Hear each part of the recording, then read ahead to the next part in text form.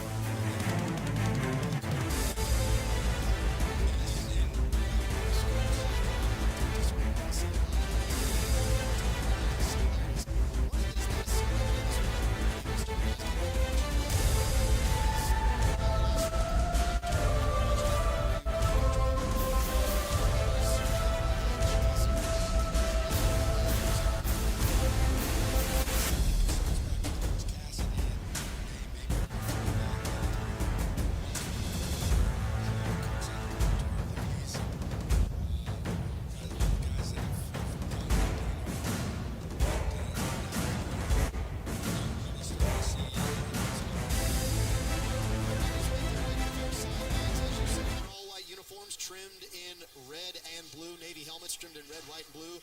Notre Dame Pioneers in their Navy jerseys, white pants trimmed in red and blue. Red helmets trimmed in white and blue, getting ready to make their way through the run-through the near side sideline.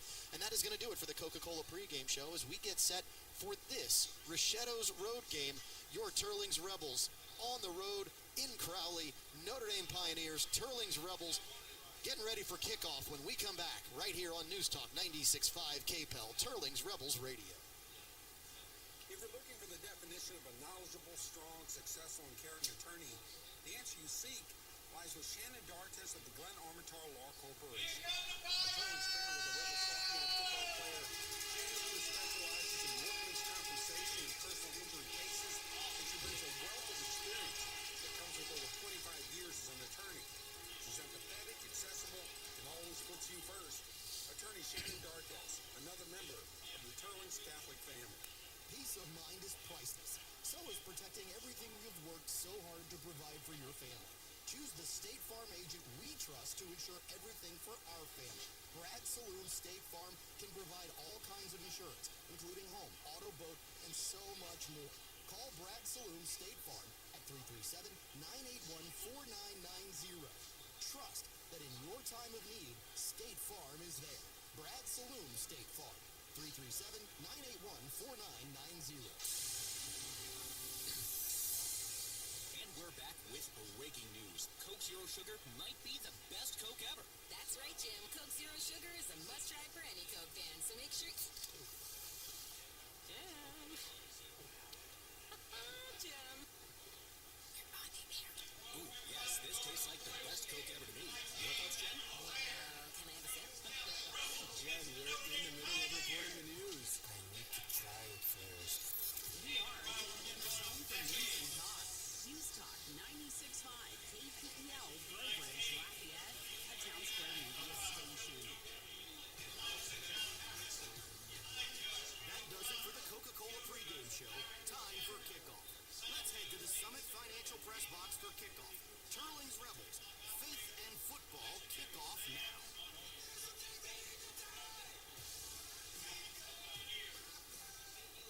Teurlings Rebels captains are at midfield. Alex Munoz, Jackson Broussard, Kramer and Olivier. Yeah. I was looking for the numbers to make sure I had them right. They are getting ready for the coin toss alongside Scott Brazda. Tyler Darbone back in the studio. I'm Kevon Bordelon. Ike Brunei on the sidelines getting highlights for tonight's game. Mr. Brazda, Rebels offensively certainly looking for a quick start here tonight.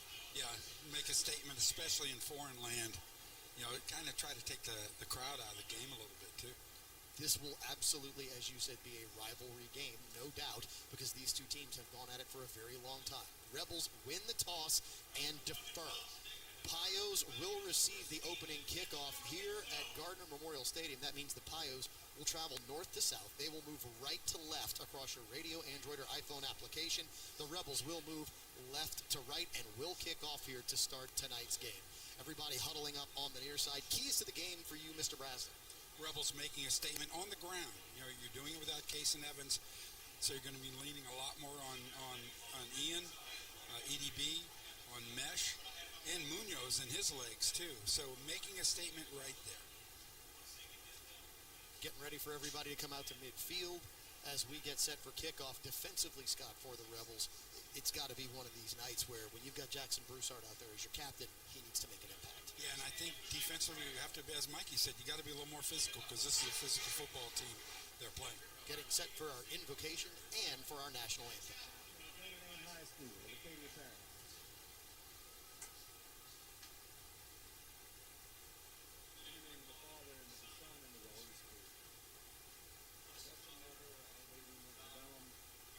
This game under your care.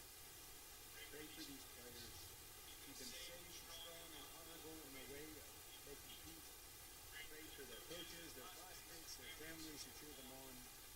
Be with everyone tonight and help us witness courage, respect, and workmanship. Our Lady Notre Dame, pray for us. In the name of the Father, and of the Son, and of the Holy Spirit. Amen.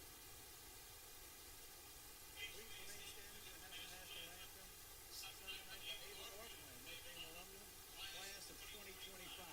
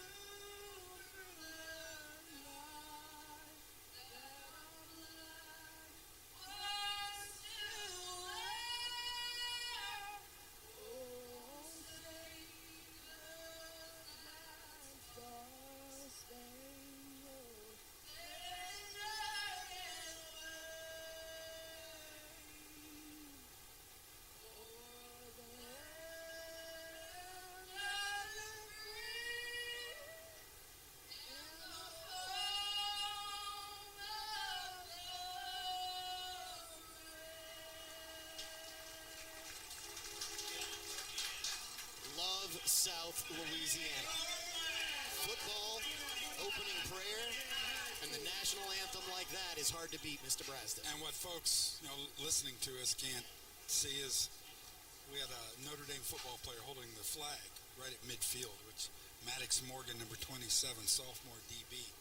And that was a really nice touch. I'm going to have to find out from our buddy Ed Perkins if that's something they do on a regular basis, because that's something I'd love to see implemented in our end. Yeah, it is absolutely beautiful to have that happen here. Rebels getting ready for kickoff. They will kick off left to right, wearing their all-white uniforms trimmed in navy and red. Notre Dame, white pants, navy jerseys, red helmets trimmed in white and blue. I'm looking at the size of the squads, and Teurlings has more players. And Louis made a point in my talk with him that over the years, in 10 years, the last 10 years, they've lost about 100 kids at Notre Dame. They're down to just over 300.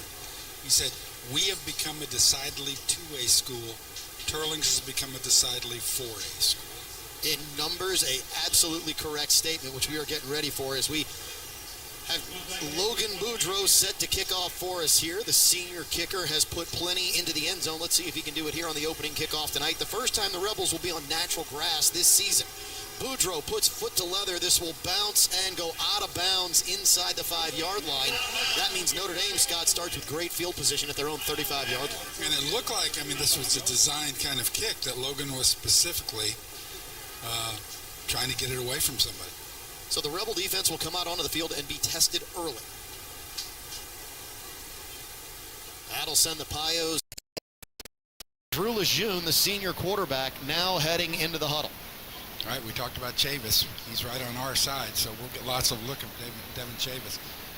As Bart Vitta said, he's just going to try to give Notre Dame multiple looks, but they've really got to be tough in the trenches, really got to be physical tonight. They'll open up 3 wide receivers to the near side. That is the wide side of the field. Ball's on the far side hash. Lejeune with the man in motion to the far side.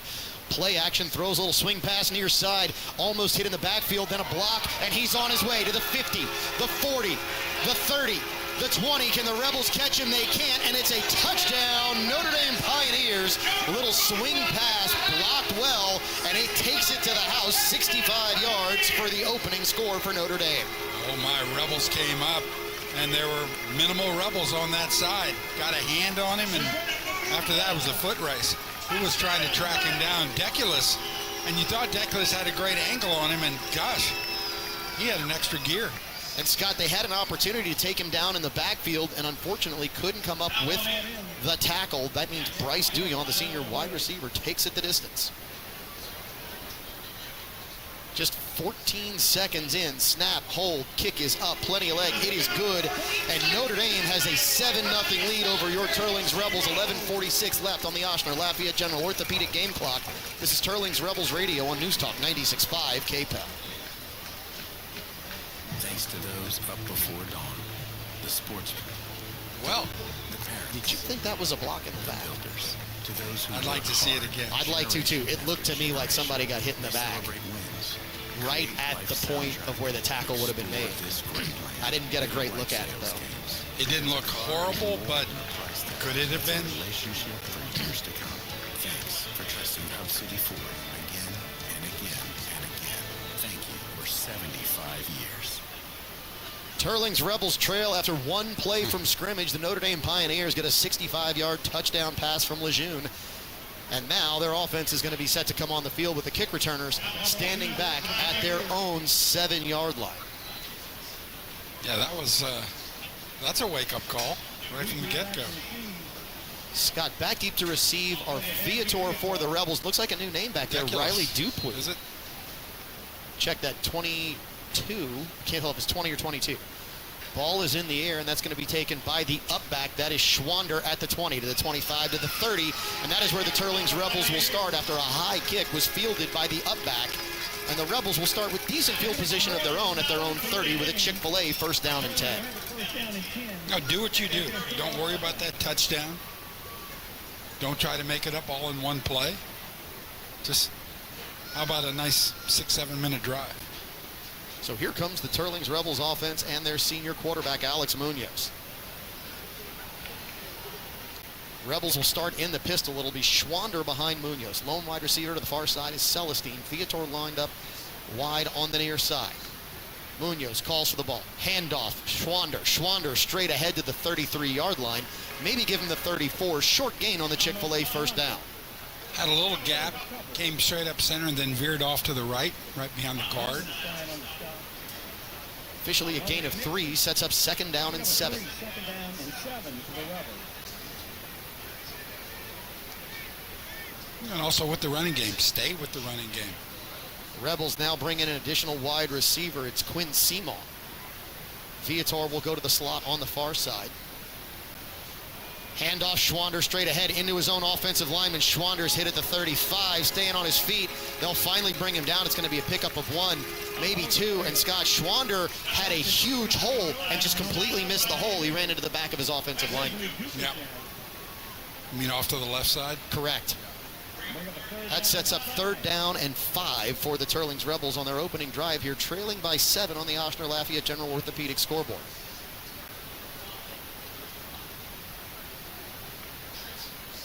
Trips are split wide to the far side. Lone wide receiver to the near side is Simon.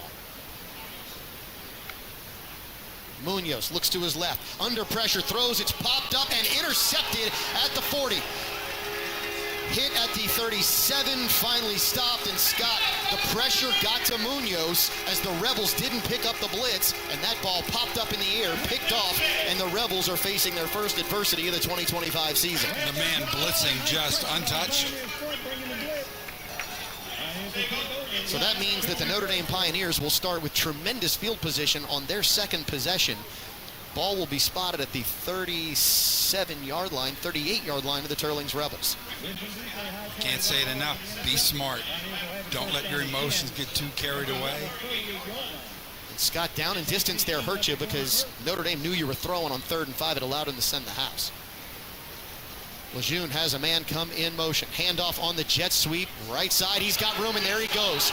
To the 20, the 10, 5, touchdown, Notre Dame. 2 plays, 2 scores, and the Pioneers get a 37-yard touchdown from Bryce Douillon to make it 13-0 with 10:08 remaining in the first quarter, pending the PAT. Let me know when the game starts. Well, Scott, the Rebels do not appear to have started playing just yet.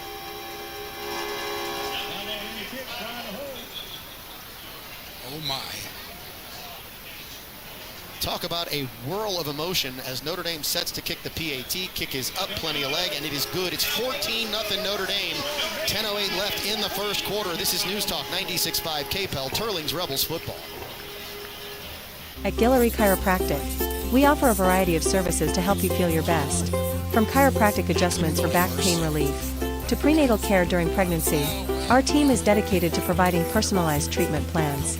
We also specialize in sports injury rehabilitation and can assist with post-accident recovery. Whether it's routine checkups or specialized care, Guillory Chiropractic has the expertise and compassion you need to achieve optimal health. Contact us today to schedule an appointment at our Lafayette or Church Point locations. Get all fired up. Teurlings Rebels trail it after 2 offensive plays, Scott, for the Notre Dame Pioneers. Yield 14 points, and the Rebels went 3 and out with an interception. It was actually, 2 then out with an interception. It's Munoz's first of the season. Notre Dame efficiency. 2 plays, 2 touchdowns. All right, So- Rebels.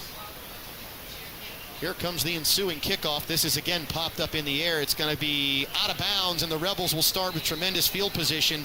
We now get flags due to the kickoff out of bounds. That means the Rebels will start at their own 35-yard line with a Chick-fil-A first down. So, Scott, if you're Coach Michael Corville, what are you telling your team on the sideline? Down 2 scores. Play your game. You're less than 2 minutes in.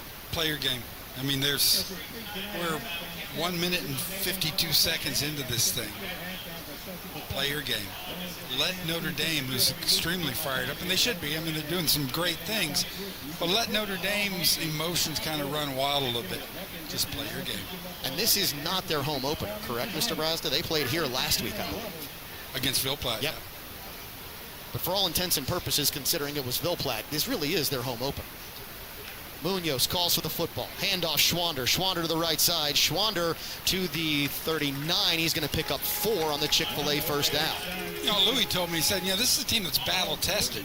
During the summer and in the 7-on-7, they played STM. Jamboree, they played Karen Crew. They went to Southside, and now they've got Teurlings. He said, we really needed Ville Platte last week just to rest because we're not that deep and we're very young. Well, the young team's playing pretty experienced. 2nd down and 6. Munoz, handoff again. Schwander. Schwander trying to pick his way straight up the middle. As Schwander is going to go to the 42-yard line. It'll be a pickup of 3. And Scott, again, the Rebels are facing 3rd down after 2 straight runs. And those who are going to maybe question, hey, why don't you have Munoz doing more? You're trying to settle things down because your defense needs a rest. Ian looked a little tentative there, too.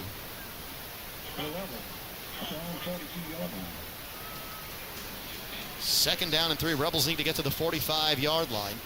EDB checks in at running back in the pistol, trips to the far side. Rebels moving left to right. Munoz, straight drop back. Pick up the blitz now. Munoz is going to run. They're trying to spy him, but they're not going to catch him. Munoz to the 50 to the 46-yard line, and the Teurlings Rebels pick up the Chick-fil-A first down and get a really beneficial spot to the 45. I love Alex's toughness. I don't like my quarterback putting his shoulder down like that. But I can hardly argue with the results, and that's what's got him here. So don't listen to me. 2 wide receivers split wide to the near side. Ball on the far side hash. Rebels moving left to right, down 14-0, 8:52 on the clock in the first quarter.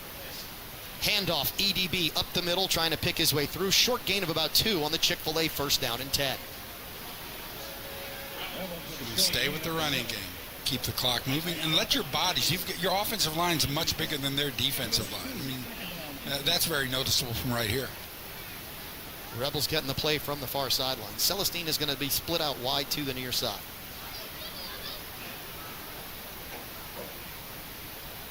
Viator will be split wide to the near side, as will Cantrell.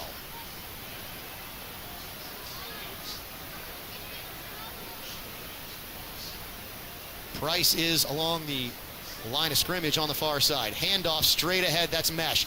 Mesh is inside the 40 to the 39, maybe the 38-yard line. It's going to set up third down and short for the Rebels. Should be 3rd and 3. So you've got 3 running backs right now doing the big rotation. Schwander, the tougher guy, the stronger guy. EDB, who's got the quickness. Mesh, who's much more an upfield, straight-up north-south runner, but is probably the fastest of the whole running crew.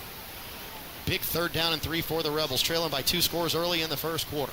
Viator is in the slot on the near side. Straight drop back. Now we get a flag. Scott, are they going to call movement, I think. Movement on the far side? It was Nick or Viator. I forget which one, but it looked like, at least from just this side, looked like one of them just kind of twits there. That will turn a manageable 3rd and 3 into 3rd down and 8. Rebels still kind of in no man's land, though, Scott. Yeah. Ball will be spotted now at the 43-yard line of Notre Dame. Although the way Notre Dame's playing offensively, anywhere on the field. Correct.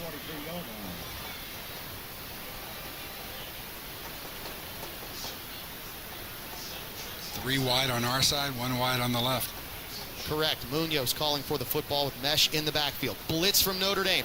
Munoz under pressure. Hit from the back. Fumbles the football. And Notre Dame is going to have the ball. Scott, Notre Dame on 3rd down is sending the house. Munoz has to get rid of the ball in a heartbeat. He hasn't. The Rebels now have 2 turnovers here in the first half. Or in the first quarter. And you knew Notre Dame wanted to give Alex no time. Wanted to shake it up. Wanted to keep him from being able to concentrate and settle in. They're doing a good job of it. So that'll bring the Pio offense out onto the field, and Scott, the Rebels are yet to stop them at all on any play. 2 plays, 2 scores for the Pios, both to the left side of the offensive line. And mark my words, Louis Cook's going to keep doing it until you stop it, so got to think things are coming to the left side of the offense. Lejeune in the pistol. Man goes in motion to the far side. And, of course, here he's going to prove me wrong. Play action, over the top, looking deep downfield, and it's incomplete. Nice coverage for the Rebels. That was Chavis who was in coverage, and Chavis did get a little handsy at the end, but, I mean, only right when the ball got there. And step by step. Scott, Duyon is deceptively fast. He is the offense so far here tonight. So far. So that'll set up Notre Dame with their first 2nd down of the evening with 6:53 remaining in the first quarter, up 14-0 against the Rebels. Nice ball thrown by Lejeune. And now, Scott, we got a whistle from the far side. Looks like the official had a conversation with Coach Corval, and Coach Corval prompted this whistle that stopped everything with 6:53 remaining on the clock. Don't know what's going on over there. I think they're checking the game clock on the incomplete pass because the clock maybe didn't stop on the incompletion. I think they're correcting that up here in the booth right now.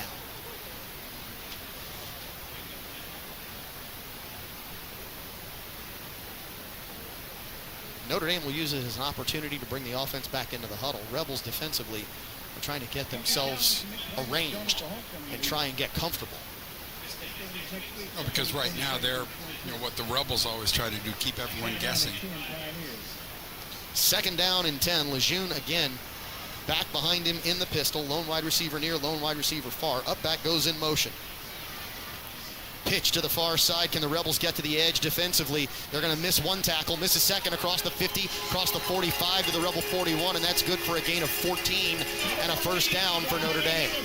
There was some contact made, but he scampered through out of that. Call it a gain of 13. They spotted the ball at the 42. And Scott, to your point, Rebels have to tackle better here in this ballgame.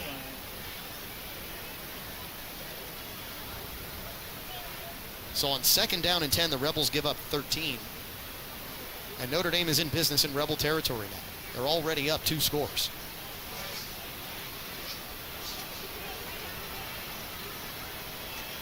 Lejeune calls for the football. Handoff straight ahead, and the Rebels make a tackle right at the line of scrimmage. Short gain for the running back. Looked like that was Andrepont on the carry. And this time, Frugier and Snyder, more so Snyder, just wrapped him up. Maybe a yard gain. Second down and 9. Ohio. So the Pioneers start going working clock already in the first quarter with a 2-score lead. And I don't blame them with the way their defense has played against the Rebel offense.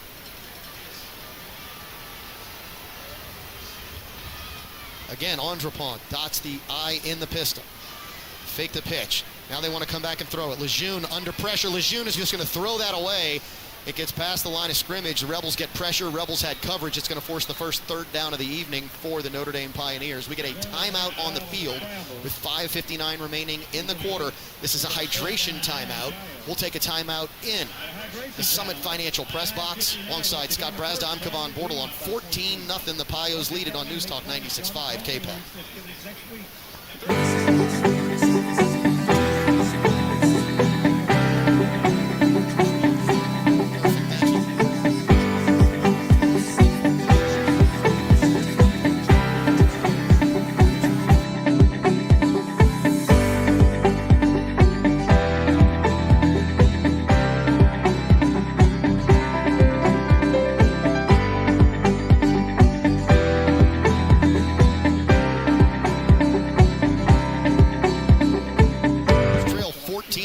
This is a Teurlings Rebels football radio presented by Acadiana Area State Farm Agent alongside Scott Brazda, Tyler Darbone back in the studio, Ike Burnett on the sidelines getting highlights. I'm Kevon Bortle on it. Scott, no highlights so far for the Teurlings Rebels as Notre Dame is facing their first third down of the night. They've had 2 possessions and they're already up 14-0. So now's the time to flip the script. And Notre Dame, like we said with the Rebels a little while ago, kind of in no man's land. This is 2-down territory. Third down and 9. Lejeune calls for the football, watches his wide receiver come in motion. Now he's going to roll to his left. Under pressure. Throws downfield, and it's incomplete. Rebels play in zone. Lejeune couldn't complete the pass, and it's going to set up 4th down and 9 from the Rebel 41. Rolling to his left, trying to throw across his body. And Scott, the receiver's open. Let's be clear. He had opportunity to make the catch. The throw was just wide. So it looks like that will send the punting unit out for Notre Dame. That'll be Drake Bertrand. Chavis will stand inside his own 15. Heels are on the 12. Now Notre Dame has faked the punt before. They did that against Southside. Chavis now backs up to his 10, and now we get a flag on the play. It's a false start against the Notre Dame Pioneers. Back them up 5. So if you were thinking about the fake, Scott, 4th and 9 now turns into 4th and 14. But it does give the Pios a little bit of punting room now to try and pin the Rebels deep, which you have to wonder if that's not a Louis Cook special. ADB back at the 10. Change out your punt return. Snap is back. Kick is up and away. Spiraling kick. EDB hauls it in and muffs it. It bounces right back to him. He's to the 25, to the 30, trying to get to the 35-yard line. He's horse collar tackled from behind, Scott, it looked like, at the 36. And that's where the Rebels will set up with a Chick-fil-A 1st down and 10. You know, I don't like the fact that EDB muffed it. The bouncing of the ball probably bought him a little extra time. It may have turned out to be a play, sort of. That'll set up a Chick-fil-A 1st down and 10 for the Rebels at their own 36-yard line. Here comes Alex Munoz, who, Scott, this is maybe the statistically worst output we've seen from Munoz. He's had 2 drives and 2 turnovers, one of which was really not his fault as he was under duress. 2 wide receivers to the far side. That's Celestine in the slot. Handoff up the middle. Schwander breaks away from 1 tackle and gets to about the 39-yard line. Gain of 3 on the Chick-fil-A 1st and 10. Ian just needs to go full bore. He's kind of dancing a little bit there.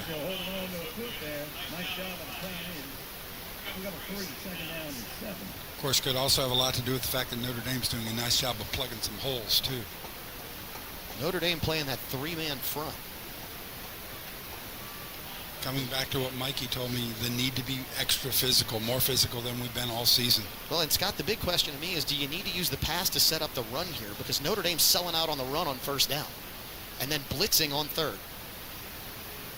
will throw to the far side, and that's going to be a loss as he just tried a little slip screen to Viator, but the defender played the blocker right back into Viator, and now it's 3rd and long, and Scott, the Rebels are not going the right way. No, it's not. The offensive game plan here has not worked well for the Teurlings Rebels. Needed that block from Celestine out there, and the defender just pushed Celestine actually into Viator. So, Scott, they are now saying the ball was incomplete, which actually works to the Rebels' advantage. So instead of 3rd and 14, or probably 3rd and 11, it's now back to 3rd and 7. So, and see, now you've got that mind game because it's Notre Dame going to blitz again. So you don't know what to do offensively, at least in terms of blocking and protection. Whistles all over, trying to figure out what the officials are doing, because it should be 3rd and 7. 4:31 remaining in the first quarter. Notre Dame leads at 14-0. The Rebels with absolutely the worst start imaginable here this evening. Notre Dame had 2 offensive plays on their first 2 possessions, and they had 2 touchdowns. The Rebels have 2 turnovers here in the first quarter. And what's got 1 first down?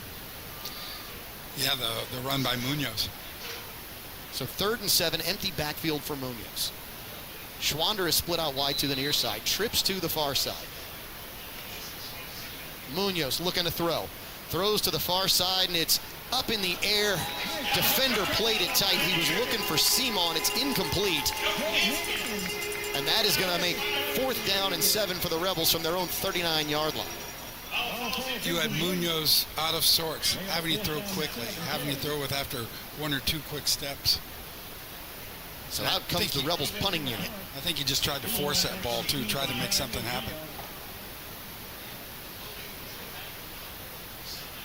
Boudreaux is set to punt. Doucette is back to receive for the Notre Dame Pioneers. Rebels trail at 14-0. Punt is up and away. It's a beauty. It's spiraling. Wave for the fair catch underneath. Really didn't get over his shoulder. It's going to be hauled in at the 21-yard line. But that punt is a beauty by Boudreaux because it actually kind of changes field position, Mr. Brazda. Make Notre Dame work. If they're going to do it in one play, make them go a long way. Ball is spotted at the 21-yard line. This is the worst field position Notre Dame has had in the first quarter, and this is their 4th possession of the quarter.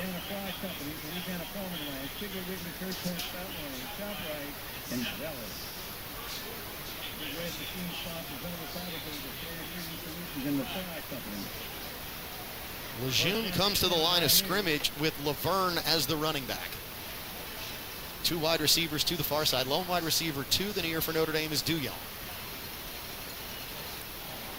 Handoff straight ahead. No, Lejeune is going to keep it. He's going to be across the 30. Rebels finally take him down at the 31-yard line. Gain of 10 and a first down for Notre Dame. That was a beautiful fake because Snyder wrapped Lejeune all around.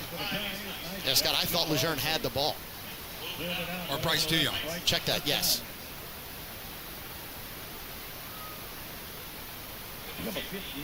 So Notre Dame now working to shorten the game with a 2-score lead, as this is what Louis Cook does and how he plays football, and it's been effective. And he works the clock. Lejeune comes, talks to Louis, gets back there. They use every second. Scott, now Lejeune, the quarterback, goes and splits out wide. Straight wildcat run ahead, and the Rebels finally get a tackle at the 39-yard line, so it's a short gain of about 3 on first down for Notre Dame. Jude Smith, the junior defensive lineman, number 44, making the stop for the Rebels. So 2nd and 7 for Notre Dame. 3:39 remaining here in the first quarter. Notre Dame holding on to a 14-0 lead. Rebels offensively have not been able to really do anything. Rebels trying to get some fresh bodies in there too on that defensive line. You've got number 90, Lucas Skidry, the junior DL. Lejeune will now go under center. Lone running back is behind him. 1 wide receiver near, 1 far. Handoff straight ahead, and they're going to get him right across the 40-yard line to the 39. We're going to take a quick 30-second break here on News Talk 96.5 KPEL. The words Judy said speak volumes to the appetite. For over 40 years, Tim's Southern Air of Acadiana has kept homes cool, safe, and running strong, day or night. From expert air conditioning services to dependable whole home generators, our certified team is always ready when you need us most. We're not just technicians, we're neighbors who care. Southern Air of Acadiana. Let us bear it. Presented by State Farm, Notre Dame, 3rd down and 6. Handoff. Nope, Lejeune is going to keep it, tries to get around the near side. He does, and he's going to be close to a first down for the Notre Dame Pioneers. I believe he's got it, Scott, at the 47-yard line. Rebels came up, made contact. But the Pioneers, Lejeune got through. And Scott, this was the problem last week. Louis Cook's team picked up on this, and his coaching staff. Rebels with the quarterback keeper around the end was a problem. It's a problem here tonight. Chavis got up there real quickly, got a hand on him. Another Rebel did. Pile limping off. That's number 75, Scott Sibley. Now we get a timeout. Notre Dame, we're going to take the timeout here in the booth with 2:07 remaining in the first quarter. Notre Dame leads at 14-0 over your Teurlings Rebels. This is News Talk 96.5 KPEL.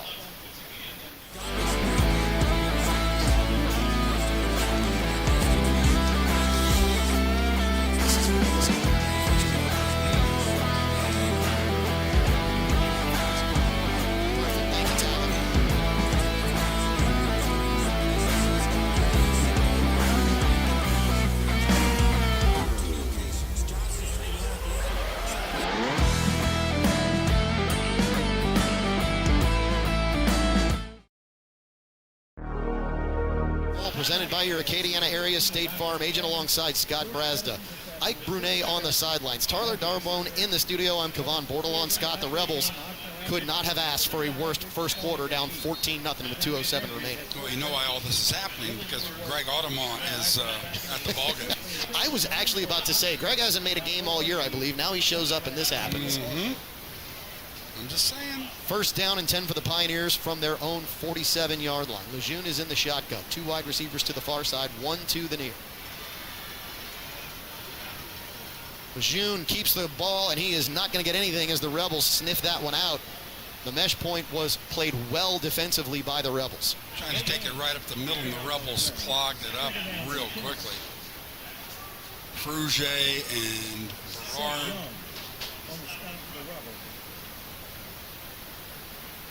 Scott, it looked like Seth Young was in there as well, a sophomore defensive end, or defensive lineman. Michael Burson, number 87, another junior defensive lineman, getting some fresh bodies in there. 2 wide receivers are split to the far side. 2nd down and 10 for the Pioneers. Lejeune throws near side, and that is incomplete.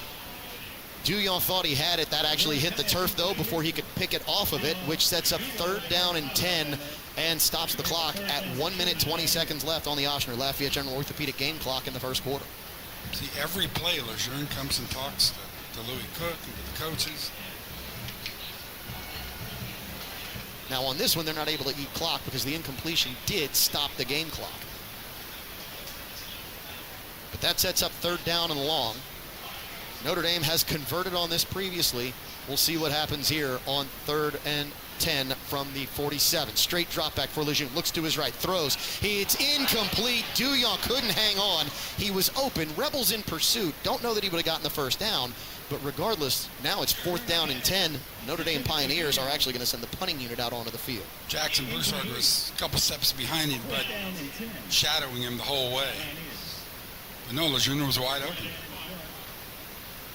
It would have been a tough cut. I think when he made that cut, Jackson was about to be right on him. He might have been thinking about that one. Would have been. ODB back deep to receive the punt. He stands inside his own 20. Snap is back. Kick is up and away. ODB waits for the fair catch, takes it in at his own 25-yard line, and that's where the Rebels will set up shop with a Chick-fil-A 1st down and 10. They've got a minute 12 left in the first quarter to try and work with to get on the board. But Mr. Brazda, offensively, I know you want to run the ball, you want to slow the pace of the game yourself. But Notre Dame's loading up on the run on 1st down. Yeah, and I think, you made a great point right now. It's like, give them something else to think about and use the pass to set up the run. So that'll bring Munoz to the line of scrimmage, senior signal caller for the Rebels, with 2 wide receivers to his right, 1 wide receiver to his left. In the pistol behind him is Mesh. Chick-fil-A first down and 10 from their own 25. Now the Rebels will change the play at the line of scrimmage. Line is set. Munoz calls for the ball. Handoff, Mesh. Mesh makes a little bit of a cut. He's across the 30. Mesh to the 31-yard line. Gain of 6 on the Chick-fil-A first down and 10. And now we get a flag, and let's see who that's going to be because it's late. It's going to be a personal foul on somebody. Yeah.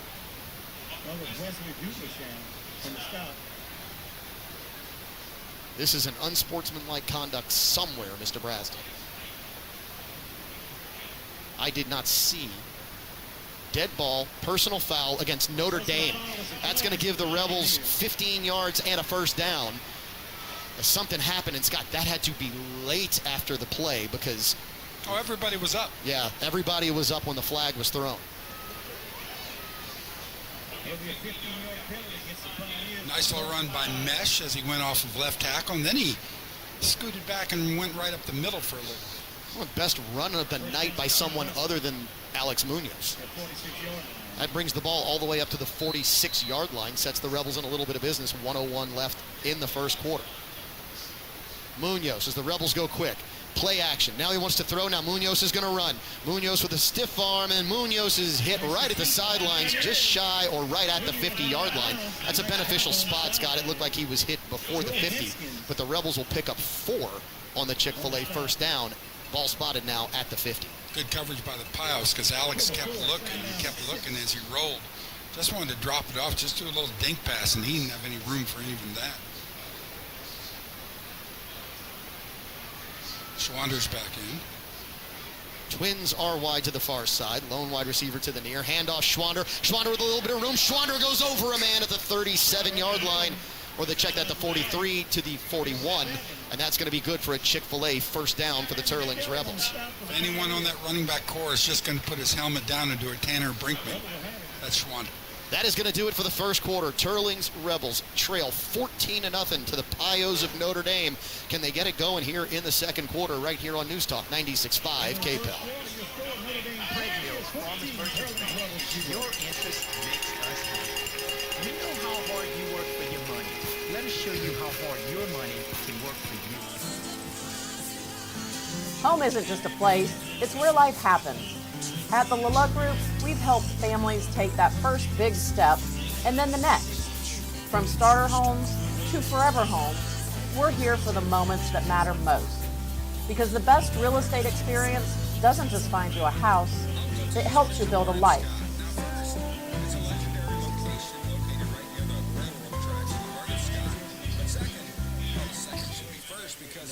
At Guillory Chiropractic, we offer a variety of services to help you feel your best.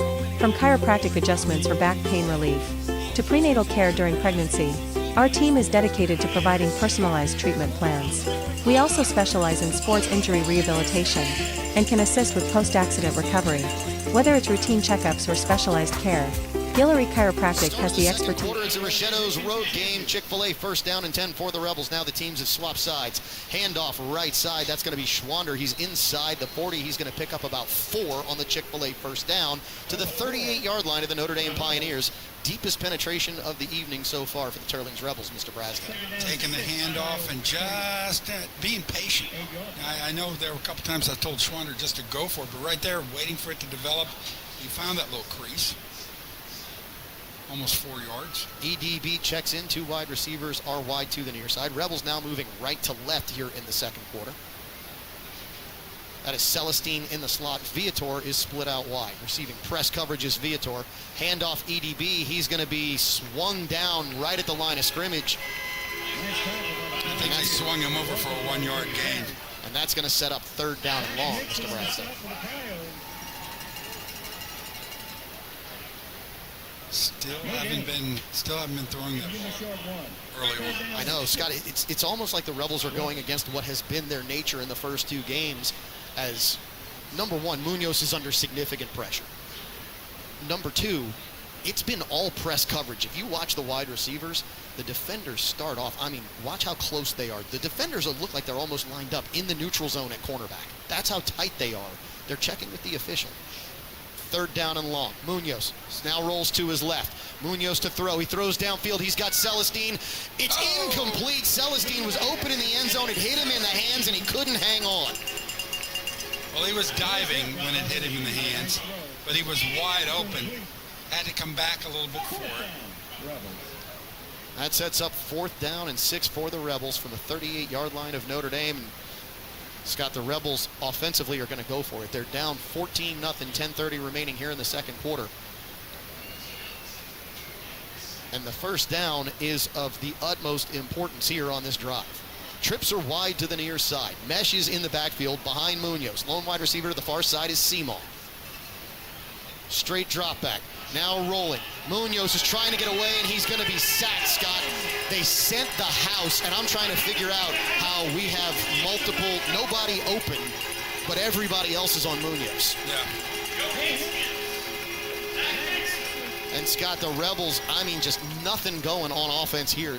So far, the biggest play of the night was the 15-yard personal foul against Notre Dame. Well, right now the Rebels are just, too darn predictable. Gee, it's 4th and 6. You think they're going to pass?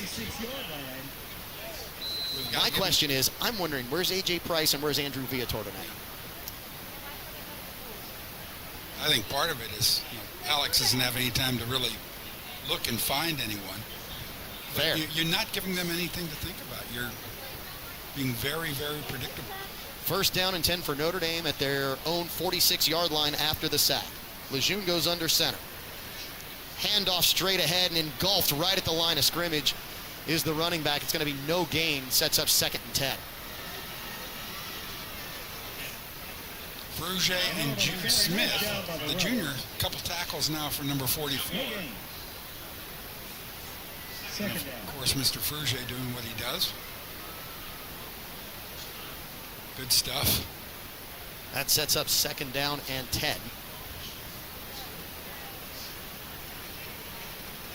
Lejeune again goes under center. I formation now for Notre Dame. Play action. Straight drop back for Lejeune. Throws, and it's going to be incomplete. He was looking for Douillon. Douillon had run a comeback route. Not a defender even really close, but couldn't complete the pass. No, the Rebel secondary is, a lot of free space for Pioneer receivers right now. That sets up 3rd and 10, 9:41 remaining here in the second quarter. Scott Brazda, Tyler Darbone back in the studio. Have we brought the house yet? I don't know that we have, Scott, but then again, Notre Dame has not had many predictable down and distance sets. Now this might be one. I definitely agree. I'm looking for Lejeune on the move. In the pistol. Douillon split wide to the near side. Man now comes in motion. Here comes the movement. Now he's going to throw back, and he's got a tight end over the middle, wide open, Scott. And the Rebels give up 17 on 3rd and 10. And Scott, that was his number one receiver the whole way. The tight end faked the block, slipped out into the seam, rolled him to his right, and he threw it back to his left across the formation. This isn't fun. That was Casanova on the reception. A name sure. You might remember. There's a Casanova at Notre Dame. Go figure. So fresh set of downs for Notre Dame now inside of Rebel territory at the 36-yard line. Laverne is in the backfield next to Lejeune. Handoff Douillon, jet sweep near side. Rebels trying to stretch it out, get him to turn it back in, and they get him right at the line of scrimmage. He might have gotten a yard. Ball came out, but Notre Dame looks to pick it up and come on with a fumble recovery. They're going to mark it back as a loss on the fumble recovery. Ball comes back to the 38-yard line, so loss of 2. Jack Snyder, Chavis, Jackson Broussard.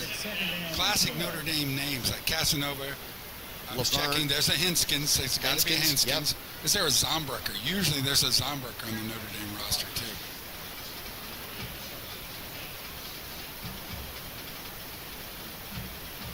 So 2nd down and 12 for Notre Dame. Laverne is in the backfield next to Lejeune. 2 wide receivers to the far side. Notre Dame moving left to right. Handoff straight ahead. Nope. Lejeune will keep it. He will get back basically to the original line of scrimmage. Set up 3rd down and 10 yet again. Fun fact about Lejeune. You know who his brother is? No. former Rebels football player and baseball stand-up, Peyton Lejeune. Brother? Brother, younger brother. Did not realize that. His grandparents live in my subdivision. Peyton came over to play baseball for Teurlings because Okay. his godfather, uncle, Yep. is Mike Thibodeau, the former Teurlings baseball coach. When Mike left Teurlings, the family reset, and he's at Notre Dame. Third down and 10. Lejeune rolling to his left.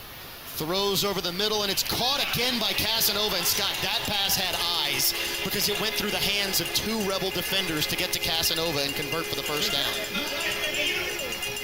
Just beautiful. He's rolling to his left.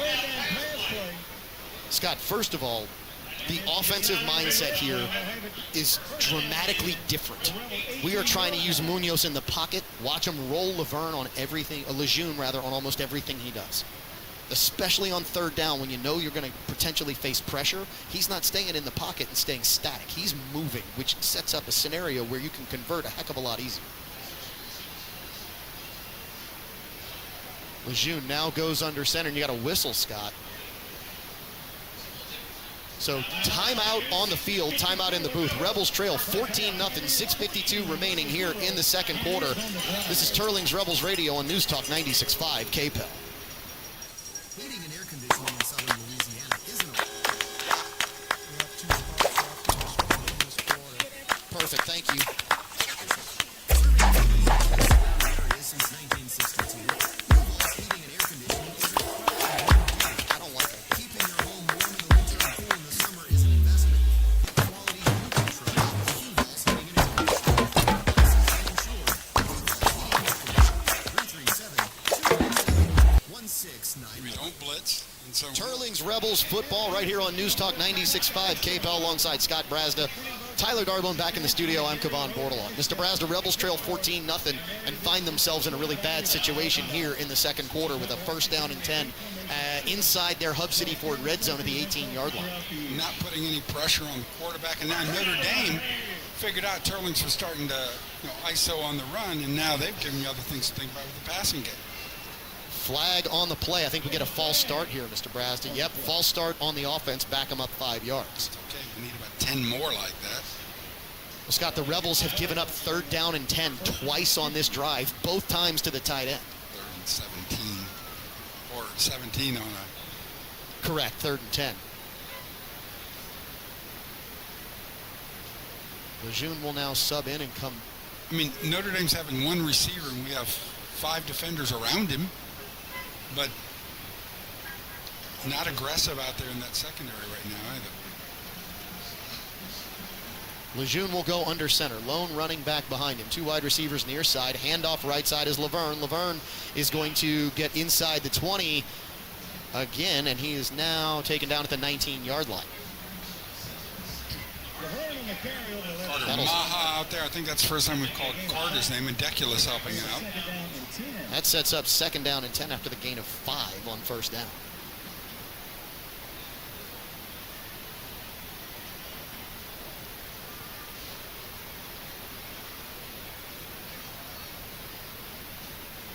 I mean, Duyon's good. He's feisty. He's strong for a guy his size, especially for any size, really. And the Rebels are hitting him, but we're not bringing him down until that second or third contact. Now going back to the pistol, it's Bourgeois, but Lejeune will keep the ball near side. He's inside. The ball's on the turf. It's still bouncing, and the Rebels get their first turnover. This is picked up in advance. Down the sidelines for the Teurlings Rebels. To the 40, to the 50. Stutter step goes inside at the 40 of the Notre Dame Pioneers, and the Rebels get a huge swing in momentum off the turnover as they'll now get a Chick-fil-A first down and 10 inside of Notre Dame territory. Jacob Dean scooped it up and headed down that sideline, tight-roping in a couple spots. Rebels needed that one. Needed that one in the worst way. Scott, the Rebels might have just been at death's door right there, down 14-0, 6:25 remaining in the second quarter, and Notre Dame looked like they were going in to score. The turnover sends the offense out onto the field with a Chick-fil-A first down at the Notre Dame 39-yard line. 51, 52-yard return on that fumble. Schwander is the running back behind Munoz. Trips to the wide right. Handoff, Schwander. Schwander goes over a man at the 37 to the 36-yard line. Gain of 3 on the Chick-fil-A first down. Schwander and the Whirlpool will be good friends tonight because he's doing a lot of physical action. They'll send Mesh in now at running back. Same formation for the Rebels. Price is on the field, lined up at tight end. He's on the left side of the line. When you bring in Mesh and you have a different kind of runner, more speed. We're going to take a timeout. It is a hydration timeout by the LHSAA. Rebels trail at 14-0. 6 minutes remain here in the second quarter. This is Teurlings Rebels football on News Talk 96.5 KPEL.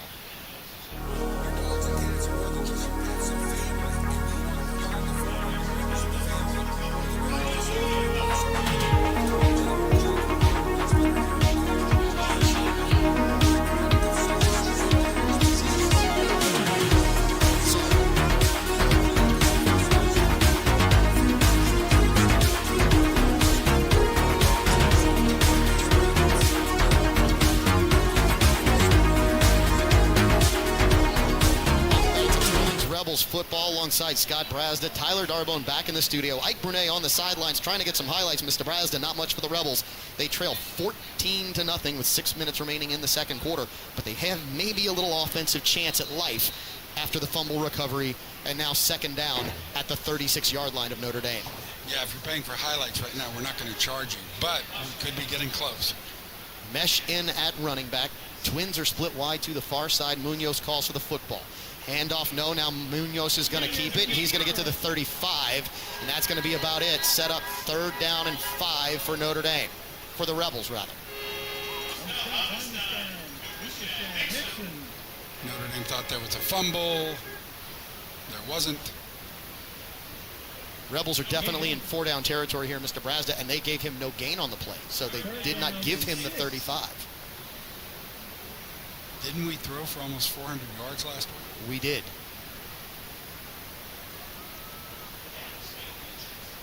Against a 5A school, right? Seaman checks in at wide receiver on the near side for the Teurlings Rebels.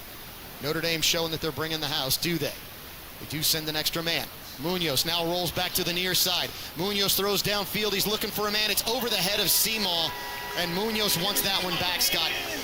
Munoz has to remember, and the Rebels have to remember, we don't need 14-point touchdowns. We went for the house on 3rd and 5, and instead ended up coming up with an incompletion. Yeah. Nobody in the mid-range on the field just to convert the first down.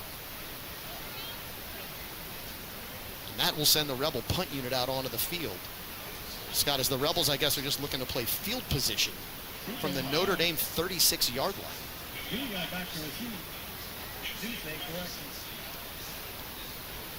Logan to get it up high. And now we get whistles. Timeout Teurlings. Scott, it wouldn't surprise me from this location to see the Rebels now send the offense out onto the field. Yeah. Just because with 5:07 remaining in the first half, you do get the ball. I don't know that you need to fake it here, but your offense has got to give you something in the first half, and they've given them nothing. We're going to take a quick timeout. 5:07 remaining on the Oshner Lafayette General Orthopedic game clock. Rebels trail 14-0 on News Talk 96.5 KPEL and streaming on 446 Sports.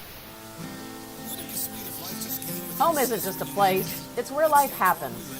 At the Lala Group, we've helped families take that first big step and then the next. From starter homes to forever homes, we're here for the moments that matter most. Because the best real estate experience Chase's Armo are the experts to see. In Lafayette, visit Chase's Armo. In Carencro, Leverett. Chase's Armo, Leverett, and State Farm. Part of the Teurlings Rebels family. Teurlings Rebels just took another timeout, Mr. Brast. Actually, the Teurlings Rebels, instead of sending the punting unit back out onto the field, Notre Dame sent their punt return unit. The Rebels sent the offense. Notre Dame had to burn their timeout. Chess match, Coach Michael Corville, Coach Louis Cook. You're playing with masters. Be careful what you're playing, right? And Mikey Corville has the utmost respect for Louis Cook. He said he has learned so much from Coach Cook, class act, things we all know. So it'll be interesting to see what the Rebels do here on 4th down and 6 from the 36-yard line of Notre Dame, down 14-0. I want to thank some sponsors, Scott. Acadia Animal Medical Center came on just for this game. We really appreciate what they do. If you've got a need for your pet, for anything you need, be sure and visit the Acadia Animal Medical Center. Nancy Ramore. Pistol formation, EDB in the backfield. 4 wide for Munoz on a big 4th down. Here comes the blitzer. Munoz steps up, he throws, and he's got a man inside the 25-yard line. That is good for a Chick-fil-A 1st down and 10. Seamal, we have a catch. Now they discuss it. One official had a catch. One said no, and Scott, there's no way he was out of bounds. Yeah. No way he's out of bounds. That is an absolute travesty of a call. Now they're discussing with the white hat, and it's still going to stay incomplete. But Scott, we have it on video. I would love to see a good look at that if we can get a replay at what was ruled an incompletion on 4th down. Nice little delayed reaction. They'll have a 1st down and 10, 32 yards. Says sarcastically. 5 minutes left to go. 5:01. Unless they said he was bobbling. I'm about to say they put the ball at the 32. I was wondering how that happened because the line of scrimmage was the 36.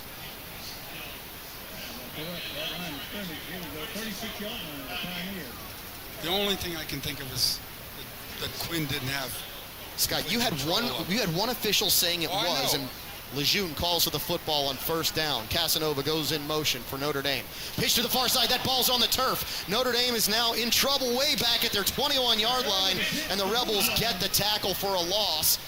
That'll set up 2nd down and extremely long for the Notre Dame Pioneers.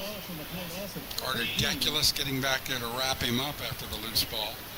That's a loss of 15 on the play, all the way back at the 21-yard line. And 25 for the Pioneers.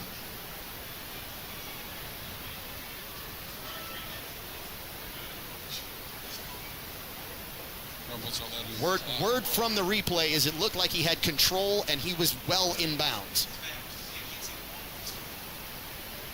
Lejeune goes under center. Now we get a flag, and that looks like it's probably going to be on the offense, and it is. It's going to back up Notre Dame 5 yards.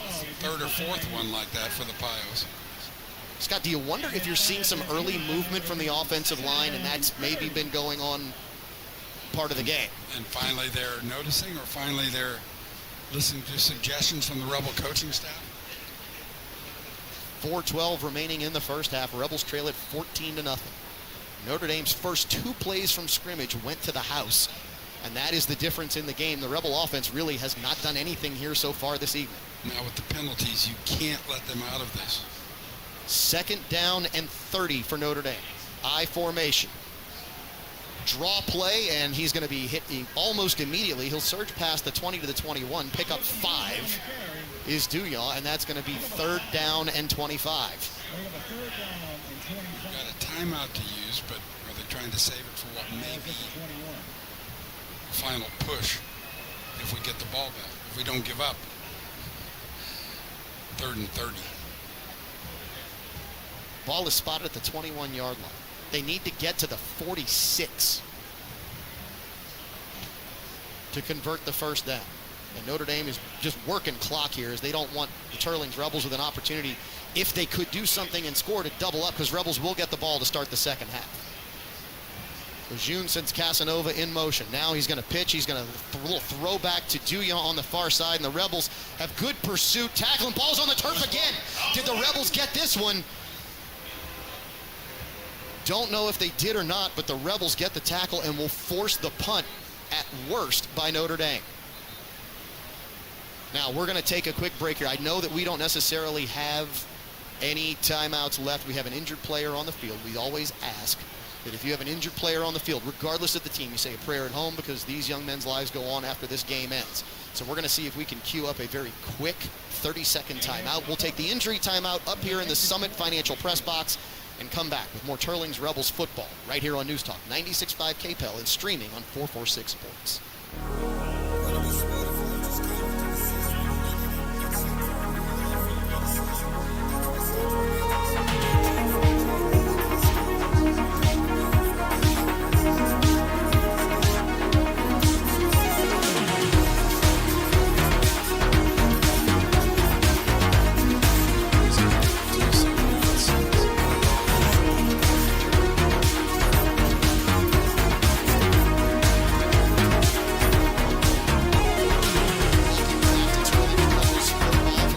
Financial Press Box were presented by your Acadiana Area State Farm agent. Alongside Scott Brasda, I'm Kavan Bordelon. And Scott, we never like to see this. We've got multiple trainers, we've got multiple coaches, and that is not a good thing. Regardless of the team, you've got to put that aside and hope that this young man is going to be okay. He is still laying down on the turf. Hopefully he's all right. It is a Notre Dame player.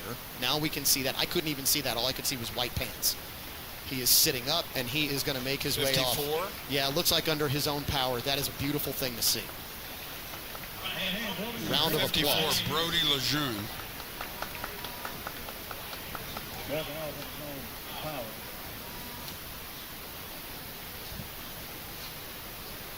So Lejeune is coming off under his own power.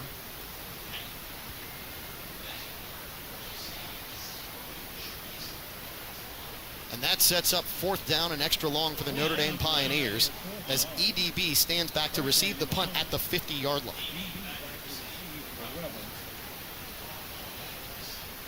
Now, Eli Desbois-Blanc will go back to his own 45. Snap is back. Kick is up and away. It's a spiraling kick. EDB just waving everybody off, telling them to run away. It takes a beautiful Notre Dame bounce inside the 40, inside the 35 to the 30-yard line. And Notre Dame's getting the bounces here this evening as that one rolls for 15. And the Rebels will have to start with a Chick-fil-A first down at their own 30-yard line with 2:32 remaining on the Ochsner Lafayette General Orthopedic game clock, trailing by 14. Man, Notre Dame couldn't ask for a better punt. What a way to get out of a hole. Rebels need 69 yards.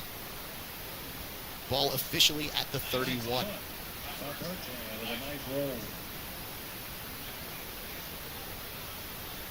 So here comes Alex Munoz. Rebels looking for their first score of the evening. Celestine is split wide to the near side.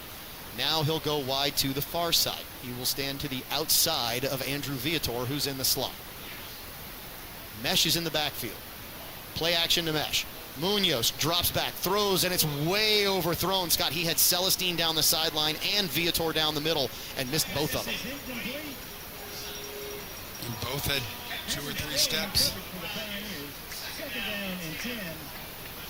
Scott, the Rebels need to take advantage when they get man coverage because they have the ability on the outside to get open.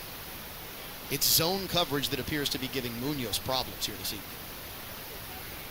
Trips are split wide to the near side. Simon, Celestine, and Viator. Mesh in the backfield. Munoz looks to his left to throw. Now he's lost in the mesh. Rolls, throws, steps forward. No, he does not throw, and he's just trying to find anything and throws it away. It's incomplete. Scott, Alex Munoz is just having trouble here this evening. Zone play again there being a problem. Pretty impressive that he was able to get out of that. That may be one of our top highlights, and that's nothing to write home about. That sets up 3rd down and 10 for the Teurlings Rebels. Riley Stout is in. Celestine out. Scott, for the first time, we're going to see Price in the slot as well. 4 wide, trips near, lone wide receiver to the far side, looks to have man coverage. Munoz sidesteps a man. Now he steps up in the pocket, trying to pick up the first down. He's going to be dragged down from behind right at the 35-yard line on 3rd and long. It's only a gain of 4. It's not going to be enough. You know, you've made another good stop, and you've got nothing to show for it. Because now you have to get the ball back to Notre Dame, and heck, they've got just under 2 minutes to play with. Scott, Rebels got a really beneficial spot. The ball is spotted at the 36-yard line. They gave him 5. As Boudreaux is set to punt this one away. Now you have a timeout from Notre Dame because I think they had to take it. You had 12 men on the field, and they ran one off right before the snap. Delay of game, Notre Dame. So they did not get the timeout in time as they were trying to sub people. Clocks were rolling. And that 5 yards, Scott, because of the spot, might give the Teurlings Rebels a first down. It should. They are, yeah, here comes the offense. They're saying it's a first down. Teurlings Rebels got, I thought, a beneficial spot, to be quite honest. Yeah, they sure did. And that spot keeps the Rebels with the football and maybe gives them an opportunity to do something that I don't know that they should have the opportunity to do. You know, to the folks that think sometimes we gripe too much about the officials' calls, we're also going the other way. Hey, we do our best to be as we got away with one. Honest with calls as possible. We'll take it. Now we have a timeout, I believe, on Notre Dame. We're going to stay here, Scott, with 1:39 left on the clock. I mean, offensively, what do you do here? What are your thoughts offensively? Because there are some things that I have not seen yet tonight that I would love to see here tonight. Passing on first down, quick passes in the middle of the field. You've got a nice-sized kid like Price. You've got Viator, who's not afraid to go across the middle. We're doing all this dancing outside. Scott, to your point, the one part of the field that we have not worked is the middle of the field. We're going down sidelines. We're going down edges. We're not working the middle. I mean, it's akin to some of the gripes we had over the years, sometimes with what Sonny and Dane would do. Viator is in the slot on the near side. Salatine is split wide to the near side rather. Far side is Seymour. Price is the tight end behind the line of scrimmage. Behind the right tackle, now comes to the left tackle. Now we get a flag on the far side and 2 men in motion, Scott. Well, the Rebels were thinking Bios were in the neutral zone. And that is exactly what it was. Encroachment against Notre Dame, so the Rebels, instead of a Chick-fil-A 1st and 10, have 1st and 5. Ball is now spotted at the 46-yard line of the Teurlings Rebels. Seymour on the far side of the field was pointing right away. Rebels roll, same formation. Munoz, low snap, picks it up. Now looks to his left, throws downfield. He's looking for Celestine, who's wide open. Celestine makes the catch at the 10, gets the flag for pass interference, and it's not going to matter because the Teurlings Rebels have a Chick-fil-A 1st down and goal inside the Hub City Ford red zone. Look, I think Nick's getting his speed back because he's been wide open a couple times, burning past defenders. Scott, that pass was actually underthrown by Munoz. If he puts it a little farther out in front of him, the defensive back can't interfere with him. Regardless, he comes down with the catch, and the Rebels have an opportunity to put some points on the board with 1:30 remaining in the second quarter.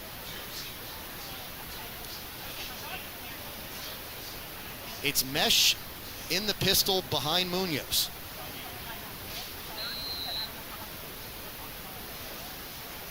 Munoz calls for the football.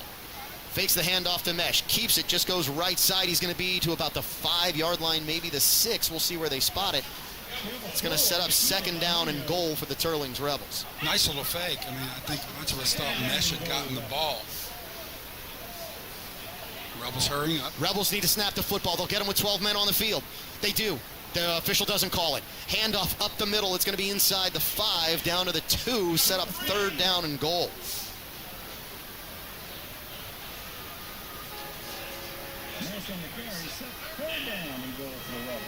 Third and goal, ball spotted at the 2.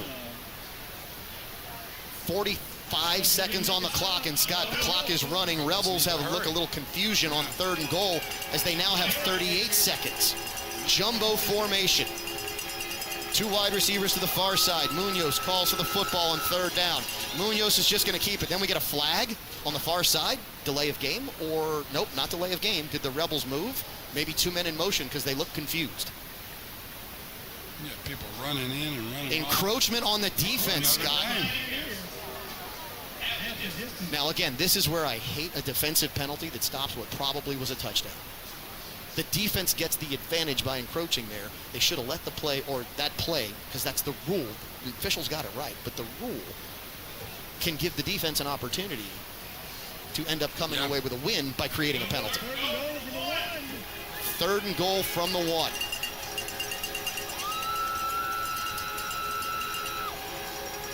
Munoz just going to keep it. Munoz is not going to get there. Munoz is not going to get there. The ball's down. Notre Dame thinks it's a fumble. It's not a fumble. The far side official marks it down because he reached for the end zone, and when he did, he put the ball down. So it's going to be 4th down and goal inside the 1.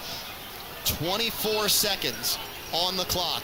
Coach Louis Cook is motioning to run the clock, and they need to. Now we get a timeout, Teurlings Rebels. And Scott, high drama here with just 21 seconds remaining in the second quarter. Rebels trailing 14-0, but it's 4th and goal from inside the 1. Do you go for it? You get the ball to start the 3rd. Your offense has shown a bit of life. Now, the problem is the bit of life your offense has shown is essentially one play.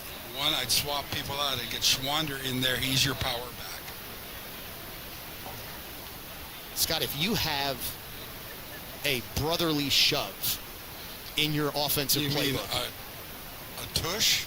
I would push that across the goal line. If you've got it. I don't know if the Rebels even have it in the playbook. But this is one where, I mean, you're making a big decision here. You have an opportunity to potentially get 3. And I'm a big take the points kind of guy. I'm also a big, you're only down 2 scores, and it could or should be much worse. Because your defense has found its footing against Notre Dame. Munoz is going to go under center. Officials are having a conversation. We have seen Munoz under center a couple of times. Munoz lines up. The fake noisemakers need to stop with players at the line of scrimmage. There's the snap. They're going to try and push him into the end zone. He's not going to get there, Scott. Wait, we have this waved off. We have this waved off. False start against the offense. This helps the Teurlings Rebels. This helps the Teurlings Rebels because there's no play. So the Rebels get another chance at this, although it comes from the 6. And now do you send out Boudreaux? And now they send out Boudreaux.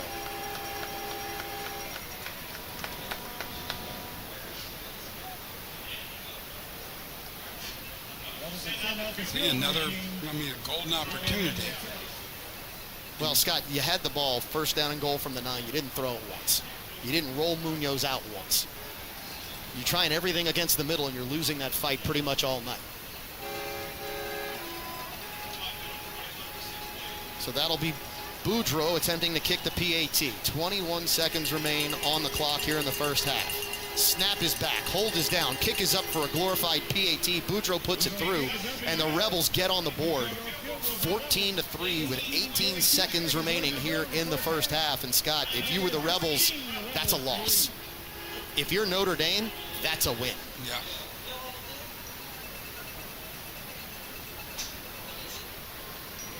The good news for the Rebels, as I say, that's a loss. The good news for the Rebels, you've broken the shutout. The win to me here, if we go to the half with a score of 14-3, is that it's only a score of 14-3. And you've had some moments the last couple drives, all right? You're learning that your receivers, Notre Dame can't keep up with your top 2 receivers. But we're still so damn predictable. I don't disagree with you.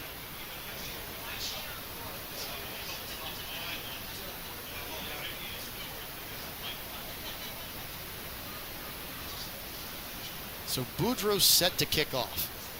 Now remember, he's kicked off once here in the first half to open up the ball game. That kick went out of bounds. Right.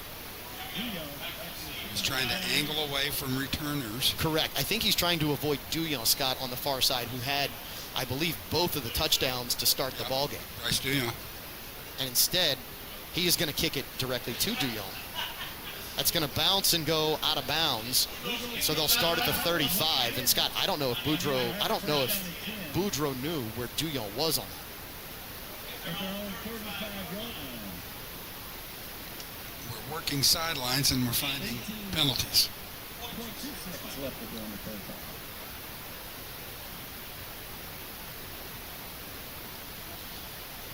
So the Rebel defense needs to hold for just 18.2 seconds here remaining in the second half as we come to you from the Summit Financial Press Box alongside Scott Brasda and Kevon Bordelon.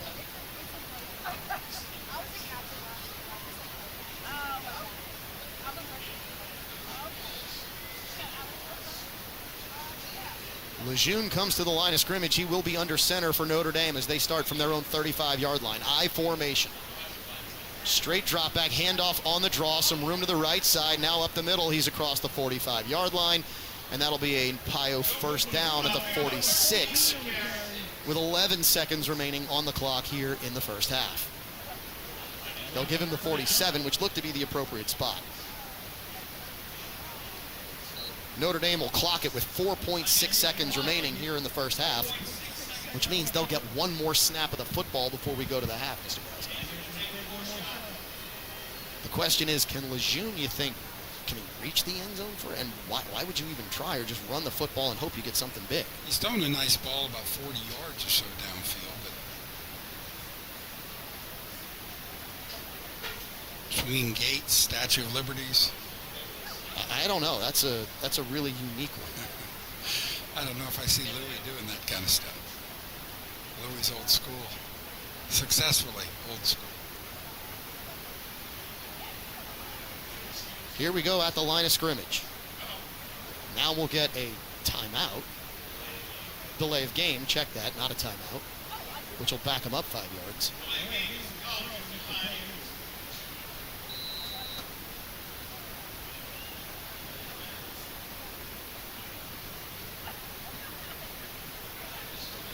Lejeune comes back in from the sidelines.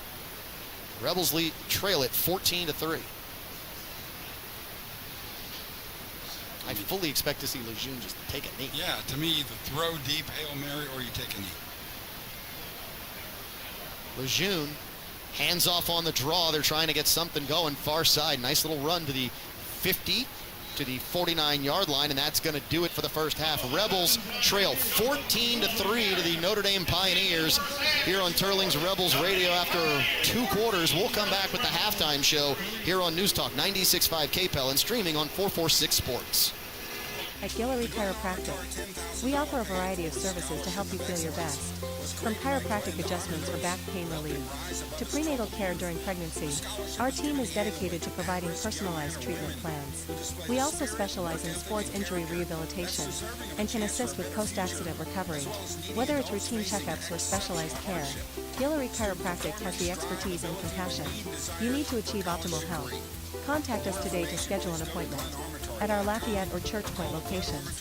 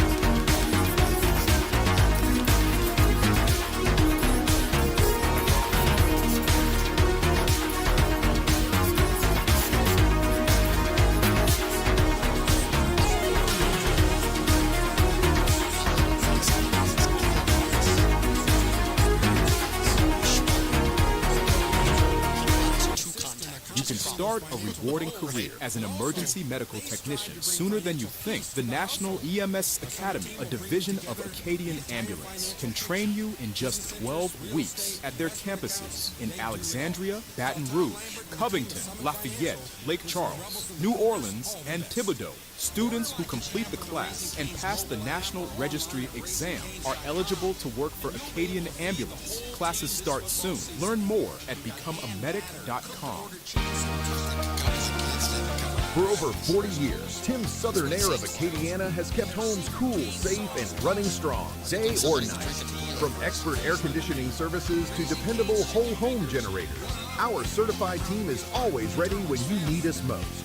We're not just technicians, we're neighbors who care. Southern Air of Acadiana. Let us bet. Call 337-339-9661 or visit timsac.com. Discover golf like never before at Links on the Bayou, Central Louisiana's hidden gems. Welcome to a golf experience like no other. Our Links-style design sets the stage for an exciting and unique adventure. 5 distinct tee boxes cater to every skill level, ensuring a game that's perfect for you.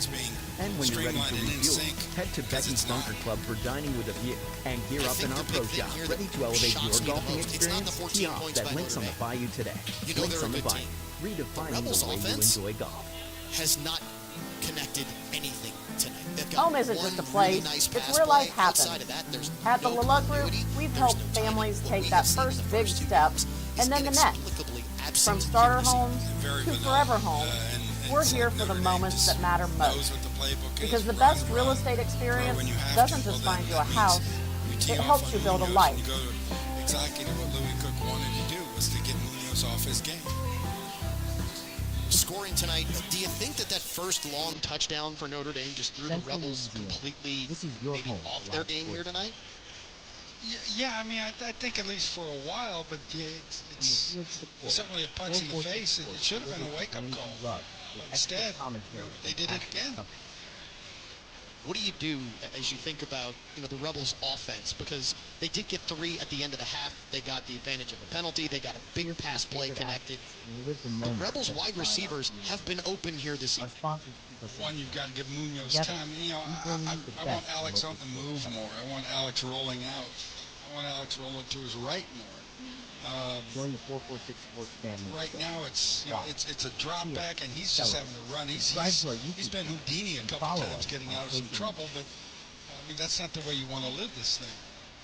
So, Scott, let's give you some scores from around the area as we think about this and get ready to go to break before we come back for the Equitable Advisors Best Advice of the Game. So, Class 4A games going on tonight from around the area. Let's see what scores we can come up with as we look at Acadiana beating St. Thomas More 14-10 at the half. And reliability to get the job done right. Some other scores, Como and New Iberia tied at 21. Equipment with 0% financing available. Or save up to Roe Bridge trails St. Martinville 14-0 Find a in dealer the near you second. at LouisianaCubota-Dealers.com. He absolutely is. At Guillory Church Chiropractic, Point and Rain we offer are a variety of tied at 8. services to help you feel your best. That game being From played chiropractic in adjustments for Rain. back pain relief night, to LCA prenatal beat care Westgate. during pregnancy, our was about team to say, is and dedicated Westgate to beat providing Fall personalized last night, treatment so plans. the Rebels' We next also opponent specialize in suffered a sports loss injury last night. rehabilitation and any can other assist with scores from around post-accident the recovery. More. Whether it's routine ERAF checkups or beat specialized care, 25 to Guillory 16. Chiropractic has the expertise and compassion you need to achieve optimal 34-7 health. over Contact us Salt. today to schedule an appointment at That's our gonna do it Lafayette for or scores Church Point from around locations. the area for tonight. So, Mr. President, I'd like to say there's a lot to talk about. I would love to see that. I would like to see the Rebels get off the bus here in the second half and actually strike offense to be the offense that we have seen 2 games so far this season. We can't. Well, I don't know that we can. Absolutely we can. What I'm saying is, if you're Coach Michael Moore, you're having a discussion with your team sitting in the end zone over there, I think there's some urgency behind this discussion. Your thoughts? Yeah, there's urgency, but we've also got 2 full halves. We need to start playing the game, and we need to start getting it over the box. And then just sadly, we're trying to manage it. The Rebel defense has settled down a bit. They've done a better job. So they haven't given up touchdowns. Not since the first 2 offensive drives. Since the first 2. So, and you're starting to fix You can start a rewarding career as an emergency medical technician sooner than you think. The National EMS Academy, a division of Acadian Ambulance, can train you in just 12 weeks at their campuses in Alexandria, Baton Rouge, Covington, Lafayette, Lake Charles, New Orleans, and Thibodaux. Students who complete the class and pass the National Registry exam are eligible to work for Acadian Ambulance. Classes start soon. Learn more at becomeamedic.com. For the Rebels defensively, even though For over 40 years, Tim's Southern Air of Acadiana has kept homes cool, safe, and running strong, day or night. From expert air conditioning services to dependable whole home generators, our certified team is always ready when you need us most. We're not just technicians, we're neighbors who care. Southern Air of Acadiana. Let us bear it. Call 337-339-9661 or visit timsac.com. puts them all together, and right Discover golf like never before Gonna be an at interesting Lakes on the second Bayou, half in Central the Louisiana's next hidden part of our gem. halftime show. Welcome We're to gonna a bring golf Greg experience Autumn, like the no Board other. Advisors, Our best link-style advice. design Continue sets talking. the stage for an We'll have exciting some and more unique scores for you adventure. during the break. Yeah, 5 because, distinct most tee weeks I boxes try to cater to put every myself skill into the level, brain of ensuring Greg a game Autumn, that's but that's perfect for you. really And impossible. when you're ready to That's refuel, a very head to dangerous Becky's proposition, Bunker Club Mr. for Brass, dining because with when a you go to view. that level And of gear up in insanity, our you pro might not shop, come ready back. to elevate Tonight, your golfing we will experience. talk to Tee Greg off Autumn at Links on the himself. Bayou today. When Links we on the come Bayou, back here on the redefining the way Teurlings you enjoy Rebels golf. Football Radio Network halftime show on News Talk 96.5 Home isn't just a KPEL and place, streaming on it's where life 446 happens. Sports. At the Lala Group, we've helped families take that first big step and then the next. From starter homes to forever homes, we're here for the moments that matter most. Because the best real estate experience doesn't just find you a house, it helps you build a life.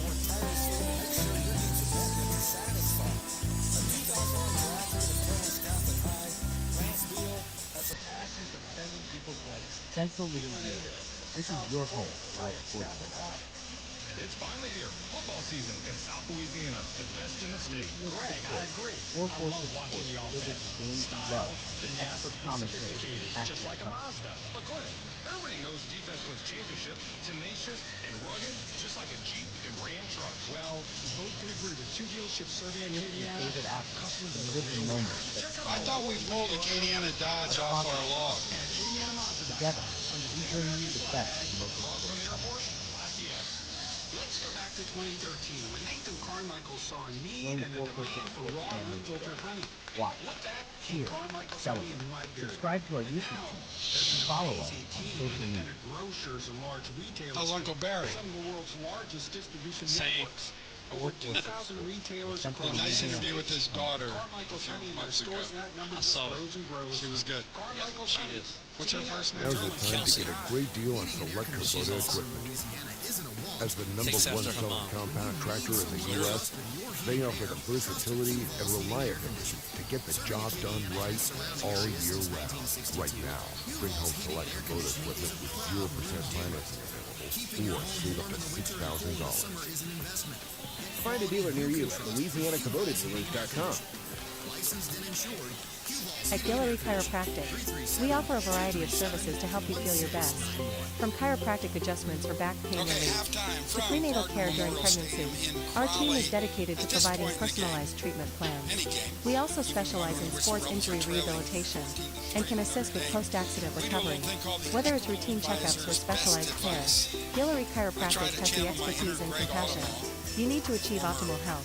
Contact us today to schedule an appointment at our Lafayette or Church Point location. Quite a treat.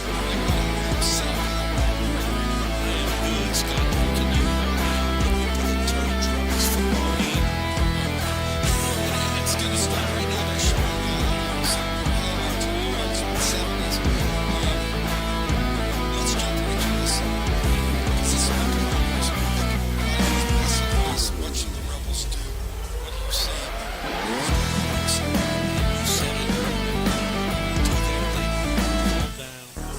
Adjust, make it happen. Just a big disconnect. I still like the Rebels in this game. I think they're far better team. Their defense is prepared. We've seen it firsthand. I mean, this is for people watching the game. Chimed in. He thought that call right here was it goes. He thought the touchdown was a touchdown. See what I'm saying? That's an excuse. We don't know. So they just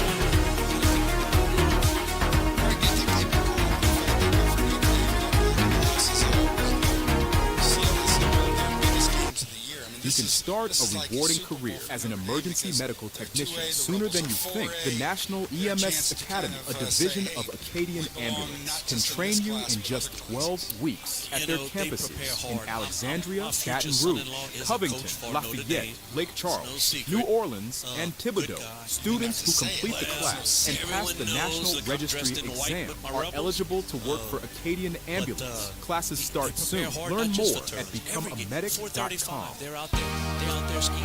It's unbelievable. For over 40 years, Tim's Southern Air of Acadiana has kept homes cool, safe, and running strong, day or night.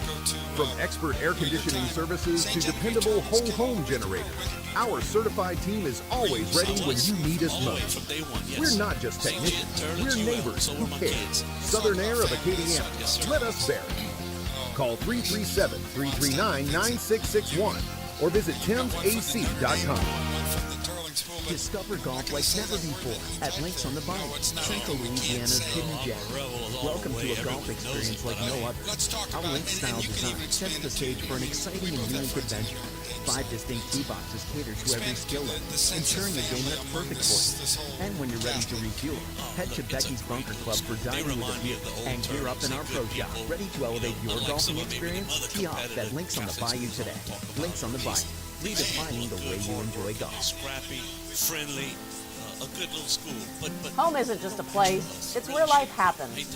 At the Lala Group, we've helped families take that first big step and then the next. From starter homes to forever homes, we're here for the moments that matter most. Because the best real estate experience doesn't just find you a house, it helps you build a life. He knows what to do. He's a good fellow. We got to meet him in this little deal they threw out. All the alumni people got to go, and Central he had a great Louisiana. talk. It This was a is real your good home thing. for live I sports. really like him. I think he's the real deal. Greg Audemars, good to have you with us. Support. Equitable Advisors, best advice. Greg Audemars, he's in the oil center. Give him or Uncle Barry Veloso. But give Greg Audemars a call. Equitable Advisors in the oil center. Thanks for letting me crash y'all's party. Always one of my prize pupils. Love you guys. Keep up the good work. Love to show everybody it's fired up. Thank you, buddy. All right, we're taking another break. Rebels trail 14-3. Into the final setup. Come back. What would Mardi Gras be without Join the Wake Forest 446 Prepare Sports Jam family Club? today. Watch, cheer, celebrate. Subscribe to our YouTube channel. Follow us on social media. Fantastic. Just make sure when you need the BP, make sure it's Beatbusters on camera in the sky. If you don't see the BP bubble at the front door of the register, you're at the wrong place.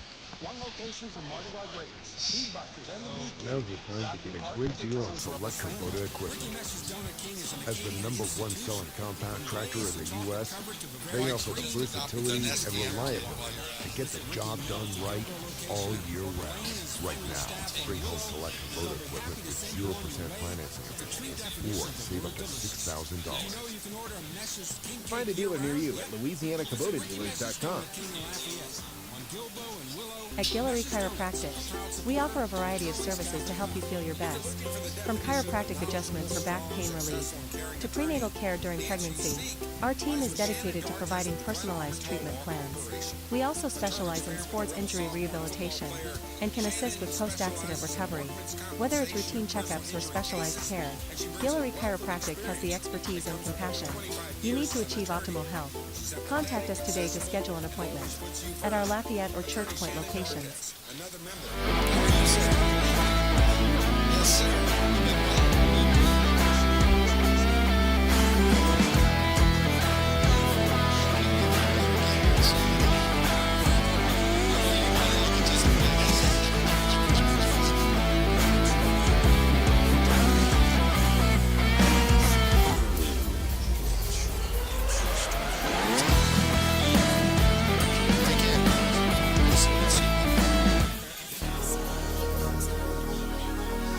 Welcome back to Teurlings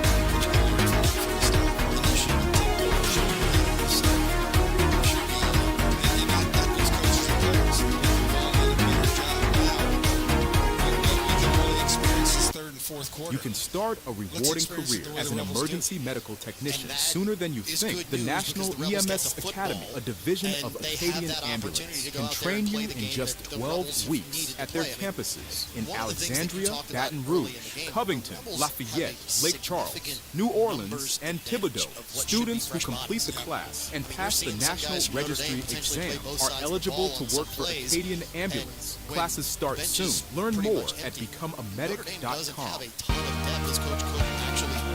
For over 40 years, Tim's Southern Air of Acadiana has kept homes cool, safe, and running strong, day or night.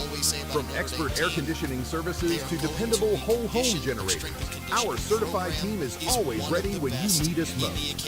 We're not just technicians, we're neighbors who care. Southern Air of Acadiana. Let us bear it. Call 337-339-9661 or visit timsac.com. Discover golf like never before at Links on the Vine, Central Louisiana's hidden gem. Welcome to a golf experience like no other. Our Links-style design sets the stage for an exciting and unique adventure. 5 distinct tee boxes cater to every skill level, ensuring a game that's perfect for you.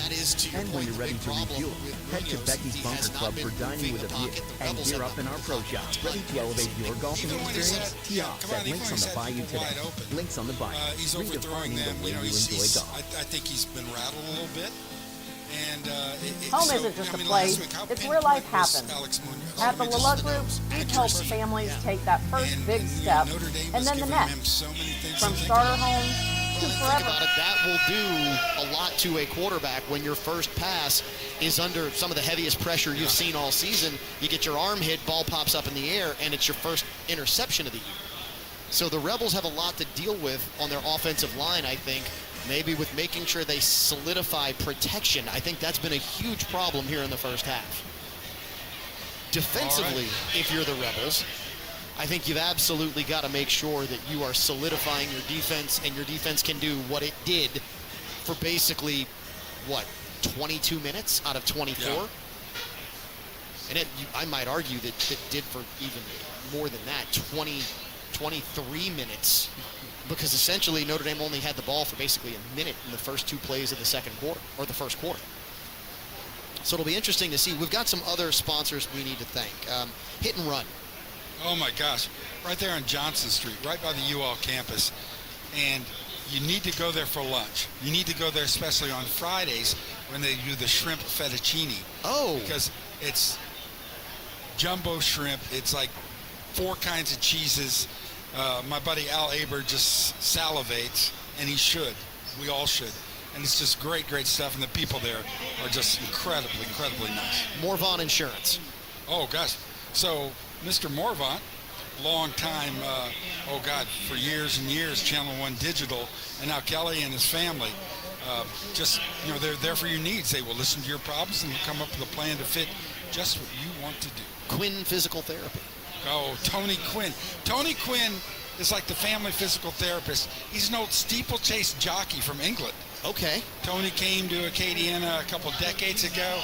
And, of course, anything Tony says sounds elegant because he's got this British accent. But he really, truly knows what he's doing. Kramer Equipment. Kramer Equipment in the Crowley-Rain area. There for all your needs. You got the big job, the little job. You need a barbecue pit.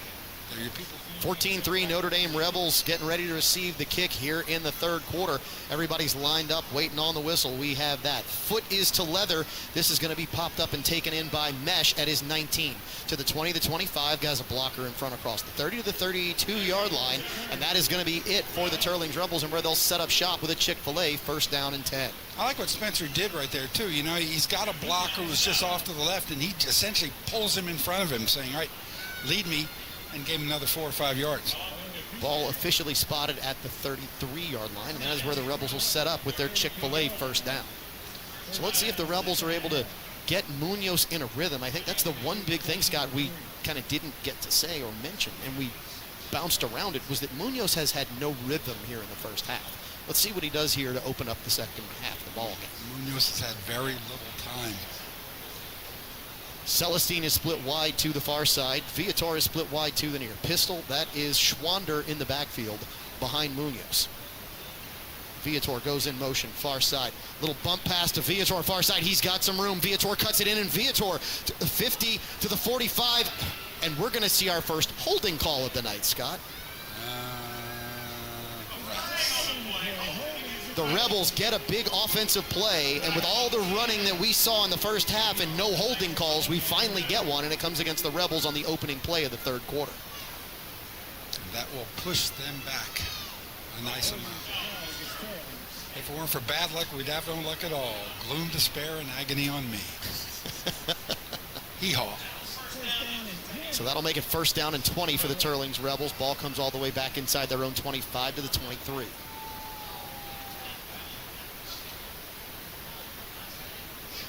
Run in the other direction. Handoff right side. Short gain on the carry to about the 25. Gain of 2 on 1st and 20.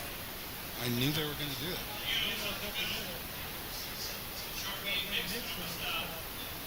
So that was Schwander on the carry. Sets up 2nd down and long for the Rebels. They officially mark it at the 26-yard line.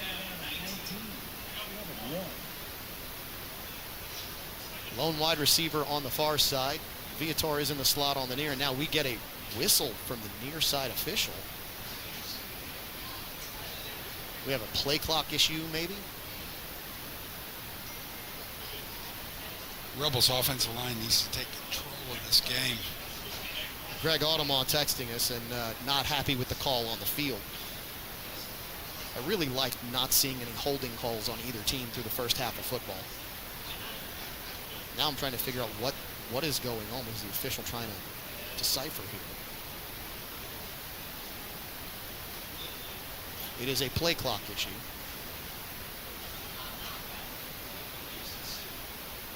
Play clocks are having a signal issue apparently from up here in the booth. They may have to keep play clocks on the field at some point.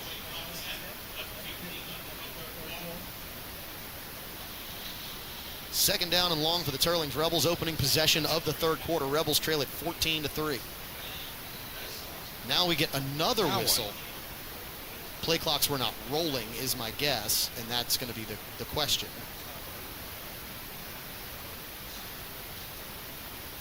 Yeah, communication issue up here in the press box. You're dealing with equipment. Yep, that happens.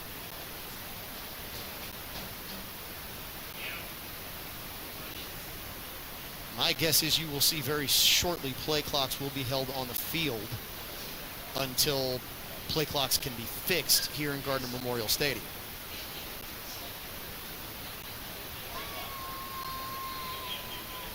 Here we go, whistle down on the field. Munoz calls for the football, 2nd down and long. Play action. Munoz throws over the middle. He's got a man. It's Viator. Viator to the 50. Viator to the 40. Viator cuts back inside the 30. Ball's on the turf. Can the Rebels pick it up? And they do. Rebels pick it up, come up with a fumble recovery. A fortuitous bounce for the Teurlings Rebels. No flags on this one, thank goodness. And the Rebels get a big play and a Chick-fil-A first down inside of Notre Dame territory. Does this hit the Hub City Ford red zone at the 20? Its ball is spotted at the 21. Getting the ball in the hands of your playmakers. Viator with the big play, and then Simon with the salvation. Right over the middle. Viator wide open in the slot. In Notre Dame secondary, they have no one who can keep up with our top 2 or 3 guys. Schwander now moves to the shotgun next to Munoz. Handoff, Schwander. Schwander right side. Schwander 10. Schwander 5. Schwander touchdown. All who Schwander are not lost. They find the end zone. Teurlings Rebels cut it to a 14-9 lead pending the PAT. A little movement off to the right side. Drags a Notre Dame defender a couple steps over, which creates a huge gap. Schwander with a long one. Schwander with a 21-yard touchdown run to put the Rebels with their first Cafe Sydney May 6 of the night.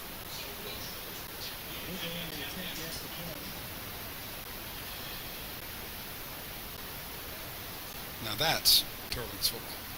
Boudreaux set, snap, hold, kick, up. It is good. Teurlings Rebels cut the lead to 4. It's 14-10, Notre Dame Pioneers. Rebels hit pay dirt on their first drive in the third quarter. This is Teurlings Rebels football on News Talk 96.5 KPEL and streaming on 446 Sports. Equitable advisors. At Guillory Chiropractic, we offer a variety of services to help you feel your best. From chiropractic adjustments for back pain relief to prenatal care during pregnancy, our team is dedicated to providing personalized treatment plans. We also specialize in sports injury rehabilitation and can assist with post-accident recovery. Whether it's routine checkups or specialized care, Guillory Chiropractic has the expertise and compassion you need to achieve optimal health. Contact us today to schedule an appointment. 14-10, Teurlings Rebels trail, but they did just get the touchdown. Ian Schwander, a 21-yard touchdown run. Mr. Brazda, the Rebels looked like the Rebels offense on that drive. And once Ian was in open space, I mean, we saw that he had a few little extra notches in the accelerator.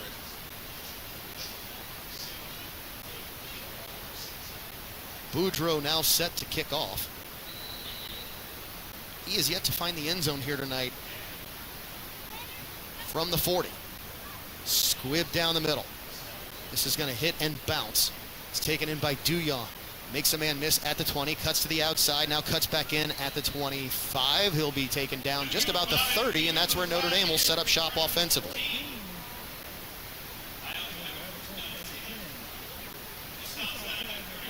Rebels just pinning him down along that sideline. Noah Maha among them. So Lejeune will come out with the offense as Notre Dame now only holds a 4-point lead in the third quarter over your Teurlings Rebels.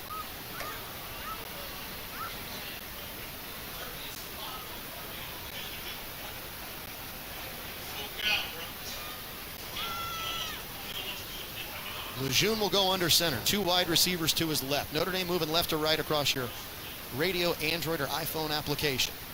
Lejeune hands off on the counter, cuts back near side, right at the line of scrimmage. Nice discipline by the Rebels to keep that to a short gain. The guys just kind of staying where they need to stay. Carter Maha on that tackle. Bourgeois picks up 2 on the carry. Sets up second down and 8.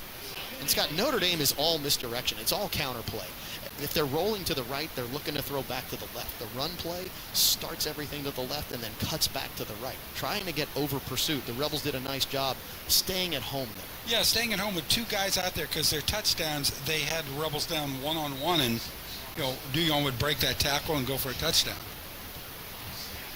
Lejeune's going to keep this one in the backfield. He'll break 1 tackle, break a second. He'll get out across the 35 and be shy of the 40, which would be a first down. It's going to be third down and call it a long 3. Rebels need to be tougher out there, need to make that tackle. They're hitting hard, but they're not bringing him down. You got to hit and wrap. Scott, to your point, the Rebels had Lejeune in the backfield. Could have had the TFL, but Lejeune just too strong. 3rd and 2. Not 3. And this is where you got to watch Notre Dame, Scott, because Louis Cook loves to go play action here, roll somebody way downfield and see if you can sneak somebody out. But Lejeune's just going to keep it and go straight forward. He's going to be across the 40 for the first down. That's just a quarterback sneak, Scott. Spread everybody out. Let your quarterback run for it. They got the surge, and the Rebels couldn't hold it back. So first down, Pioneers at their own 42-yard line.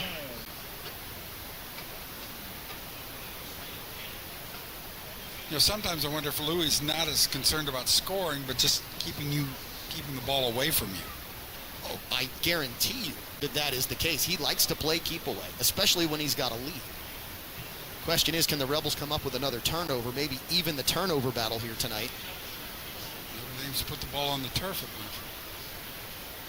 Handoff on the counter, Rebels in the backfield. They've got Bourgeois for the loss, and they take him down inside the 40-yard line of Notre Dame, so the ball comes all the way back to the 38. Andrew Frugier got him from behind. That's a loss of 4.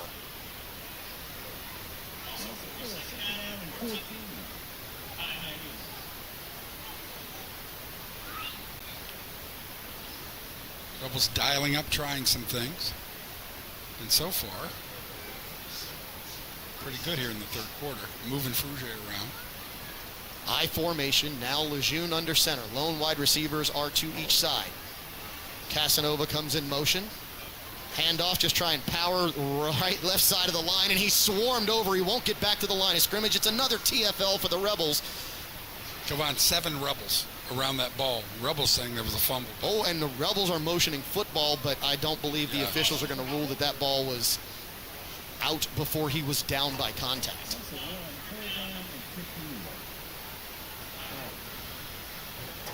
Ball now spotted at the 37-yard line. 3rd and 15. Rebels defense needs to get off the field on 3rd and 15. Casanova has been a favorite target on 3rd down for Lejeune, who now is back in the shotgun. Douillon comes in motion to the near side. Rolling to the right is Lejeune. Lejeune's going to throw, and it's caught and dropped. He wouldn't have gotten the first down at the 50. It'd have been close, but he drops it. The incompletion makes it 4th and 15 from their own 37-yard line. Punting unit out onto the field for the Pios. What worries me, sometimes it looks like we have 4 guys who know in the spots they need to be, but I wonder if they're seeing the ball. You know, it's right there. It's always going right between them.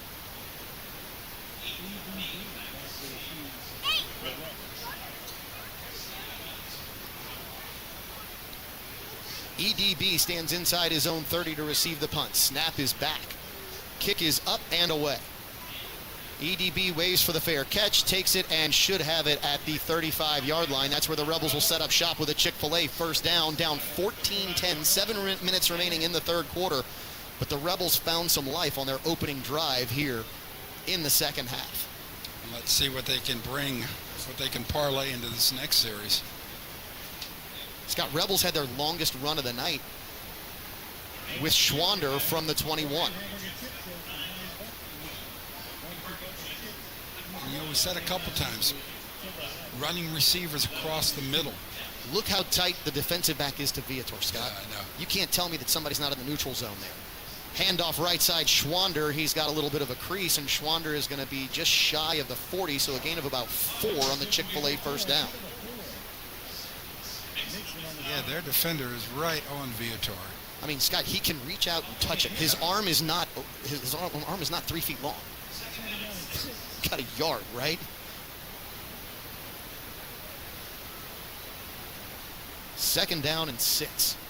Lone wide receiver to the far side is Celestine.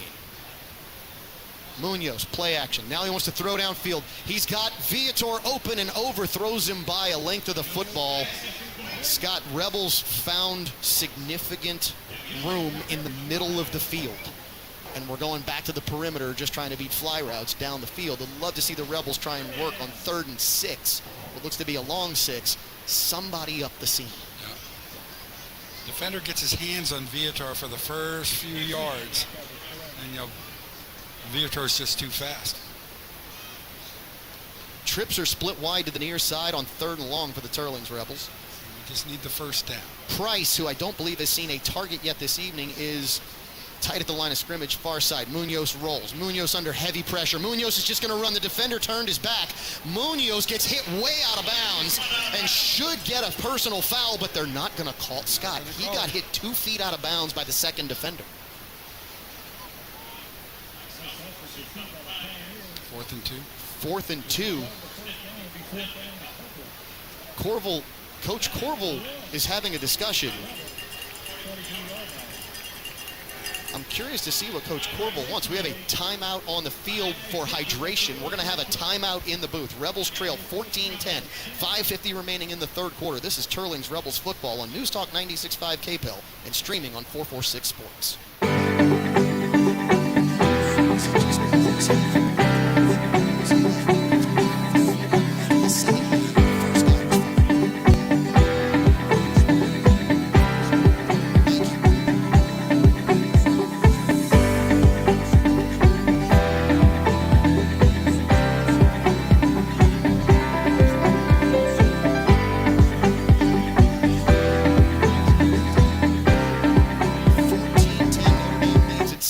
On the clock here in the 3rd quarter. Rebels getting ready to punt. Logan Boudreau stands at his own 29-yard line. It is 4th and 2, and that snap is back to Boudreaux. Boudreaux kicks this one away. Hey, that's a roughing call or hit.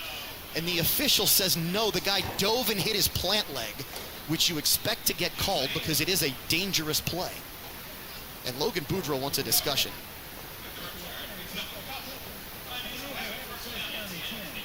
I will say this, the Rebels are playing with much more physicality. Good three-man stop right there on that punt return. At worst, that should have been a running into the kicker, which on 4th and 2 is a 5-yard penalty. I think Logan mentioned it. You can't dive at the punter, hit his plant leg, and not get called. Well, evidently you can. Well, yeah. Well, you know, Logan should have gone to the ground. If Logan goes to the ground, he probably gets the call, which is the sad part. Yeah, right. I hate to say it, but that's the way it goes. You got to sell it. First down for Notre Dame from their own 21-yard line. Rebels trail 14-10. Man comes in motion. Lejeune under center.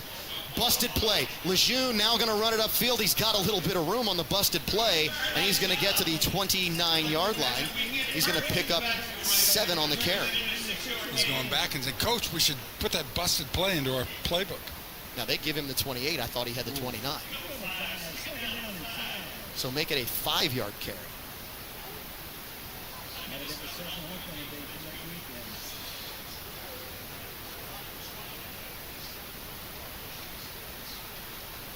Lejeune has his team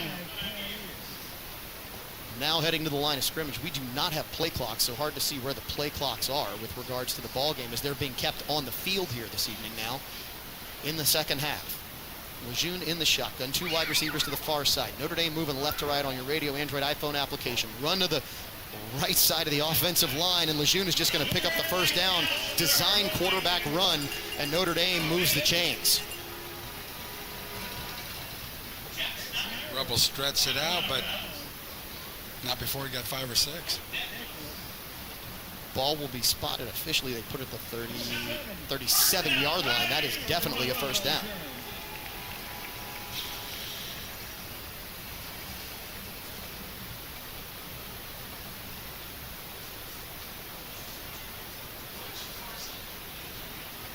Trips are split wide to the far side. Lone wide receiver is split wide to the near.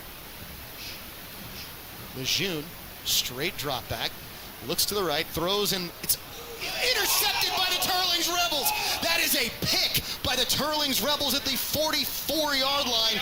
A carom deflection, and the Rebels come up with their second turnover of the night. Chavis got it in the air. Carter Maha brought it in.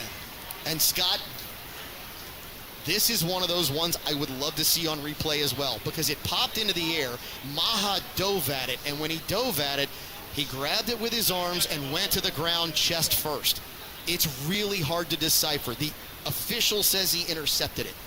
I'd love to see if it was clean. Regardless, the Rebels get a Chick-fil-A first down and 10 at the 49-yard line. Check that, the 44-yard line of Notre Dame.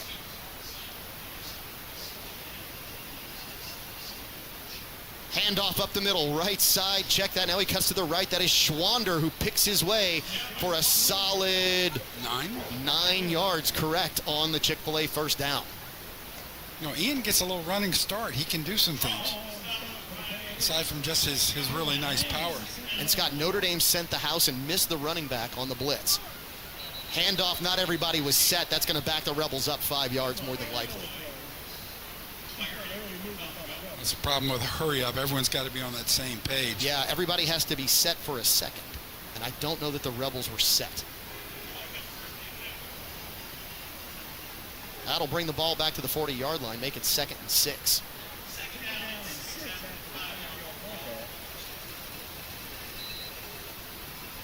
Rebels getting the play from the far sideline, trailing 14-10 to Notre Dame. Rebels trying to get back in this one all the way. Split wide to the far side are 2 wide receivers, Celestine and Viator. Near side for the Rebels is Stout. Now Schwander checks up to the shotgun. Notre Dame showing blitz. Handoff, and that is Schwander who is going to pick up about 4 on 2nd and 6. It's going to set up 3rd down and 2. Good solid gain off the left side.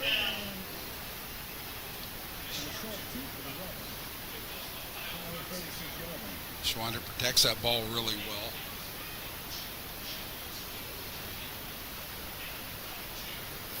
Everybody tight to the line of scrimmage now.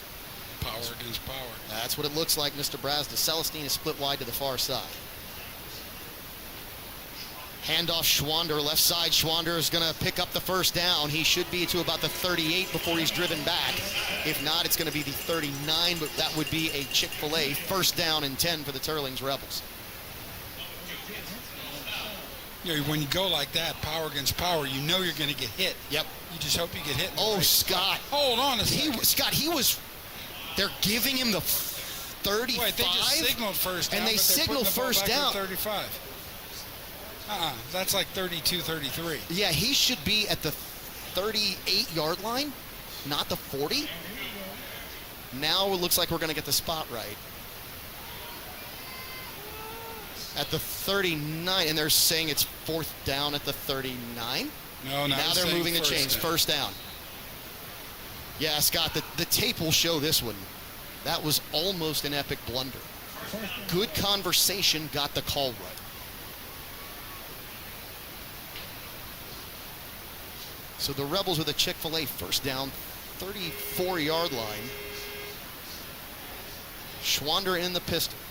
Viator comes in motion behind everybody. Now handoff Schwander. Schwander just behind his offensive line to the 30. Schwander's going to be inside the 30. Should be about the 29-yard line. That looks like they'll give him the 30. Call it a gain of 4. Ian's doing a nice job with strong running, but he's got some alleys, and I think he needs to freestyle a little bit once he makes that initial attack, because those to the left and the right, he had some running room.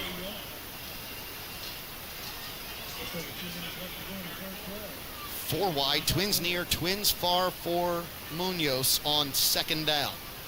Munoz, straight throw, looking down the sidelines, trying to find his receiver. There's the flag for pass interference on the far side as Celestine was basically tackled as he tried to make the catch. That's going to be a Chick-fil-A first down by penalty for the Teurlings Rebels. Nick had a couple steps, and then he had to come back because the ball was thrown behind, and that's when the defender was all over him.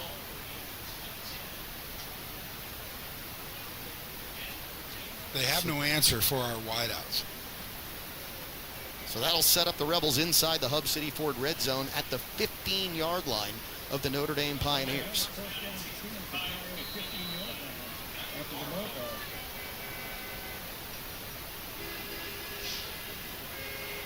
Two wide receivers to the near side. Schwander, the running back.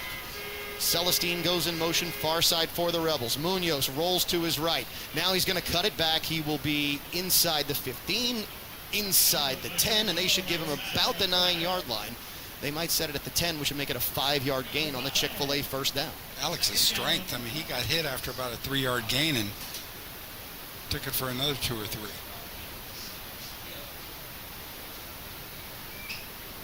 Rebels now taking a little bit of time. The two wide receivers will split out to the far side now. That is the short side of the field. Celestine comes in motion near side. Munoz runs right side, looking for a little cutback lane. He's got a little crease. Munoz into the end zone for a Cafe Sidney May 6. Alex Munoz with the touchdown run for the Teurlings Rebels of 10 yards, and the Rebels have taken the lead for the first time here tonight, 16-14 pending the PAT, 1:19 remaining in the third quarter. All those things that Louis Cook said he needed to do, now they're not doing. And you're seeing the Rebels' success. The Rebels have taken the lead.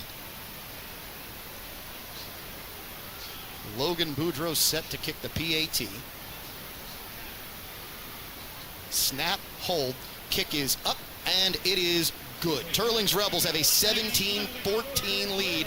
1:19 remaining here in the third quarter. This is Teurlings Rebels Radio on News Talk 96.5 KPEL and streaming on 446 Sports. Wouldn't it be sweet if life just came with an assist when you needed it?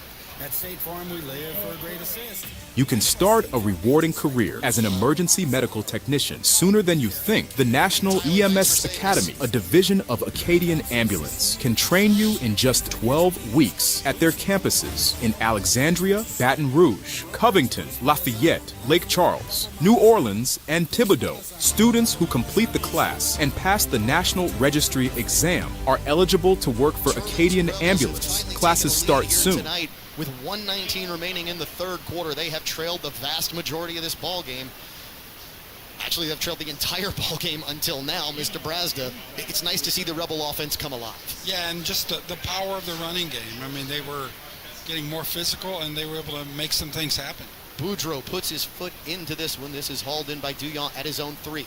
To the 5, to the 10, to the 15, dancing to the 20, still on his feet at the 25, and finally taken down just shy of the 30-yard line. A really nice return by Douillon. Following his blockers, being very patient.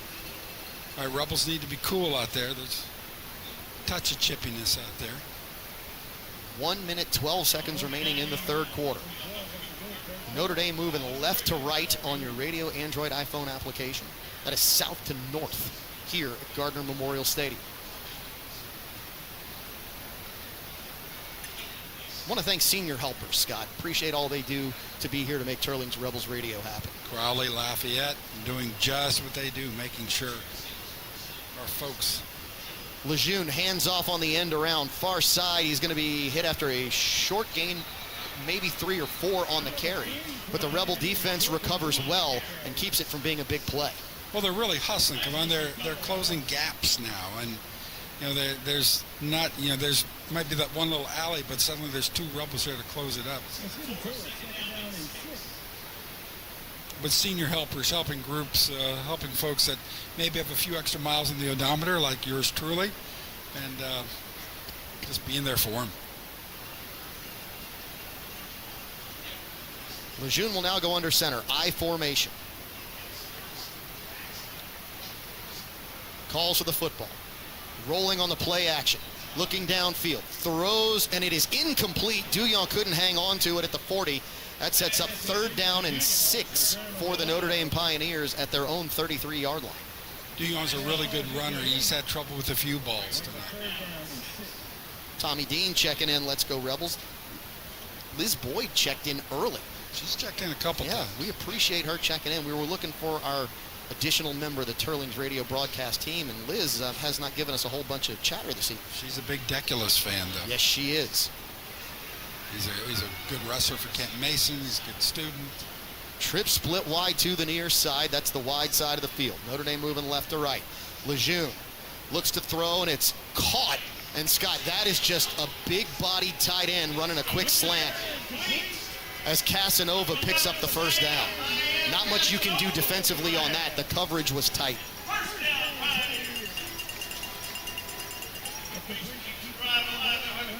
Well, there's Casanova catching that ball is one of my favorite all-time LSU favorites in the stands. And that is going to do it for the third quarter. Rebels lead at 17-14. The fourth will decide it here at Gardner Memorial Stadium in Crowley. This Rochetto's Road game. Your Teurlings 17. For over 40 years, Tim's Southern Air of Acadiana has kept homes cool, safe, and running strong, day or night. From expert air conditioning services to dependable whole home generators, our certified team is always ready when you need us most. We're not just technicians, we're neighbors who care. Southern Air of Acadiana. Let us bear it. Call 337-339-9661 or visit timsac.com. All under the watchful eye of medical safety. Austin Lafayette General, proud to support Teurlings Catholic High. Whether you're in the kitchen or at the tailgate, Cajuns want real, good gumbo, real easy. Choose Guidry's Gumbo Mix. It's not instant, it's easy. Whether cooking with poultry, wild game, or seafood, just boil water, add your mix, then add your meat. Have more time? Choose Guidry's Fresh Cuts to start all of your Cajun dishes. Available at Guidry'sCajunFoods.com or your local Acadiana grocer. Guidry's Cajun Foods. Eat right. Start of the fourth quarter. Teurlings Rebels lead at 17-14 alongside Scott Brazda. Tyler Darbone back in the studio making us look good. Ike Brunet on the sidelines getting highlights tonight. I'm Kevon Bordelon. First down and 10 for Notre Dame at their own 42-yard line. Notre Dame now moving north to south. That's right to left here in Gardner Memorial. Now the stop right, guys. We need to stop. Lejeune going to try and keep it right side. He's going to go over one tackler. He will pick up a yard or two to the 45-yard line, make it 3. And that's going to set up 2nd down and 7. Second week in a row, a strong quarterback. I mean, we're hitting him. And, Lejeune just make something happen right after that. And Scott, to your point, it's not necessarily a quarterback where you got to worry about his arm. It's a quarterback where you just got to worry about him running the football. And he runs hard, runs strong. Should have been a 1 yard gain, instead it was 3. And Lejeune has made some nice throws here tonight. His receiver was maybe not able to come down with him. Twins on the near side. Lejeune throws, and that is caught on the near side at the 50 to the Rebel 45. So, you know, I almost wonder if the Rebels can play a little press coverage here. They'll give him the 44-yard line. But with this kind of cushion, Rebels should be able to step in front of him. Yeah. They've already picked one off here tonight, looking for a second. Say right there, with Chavis's speed, if anybody can step in front of one, it should be him.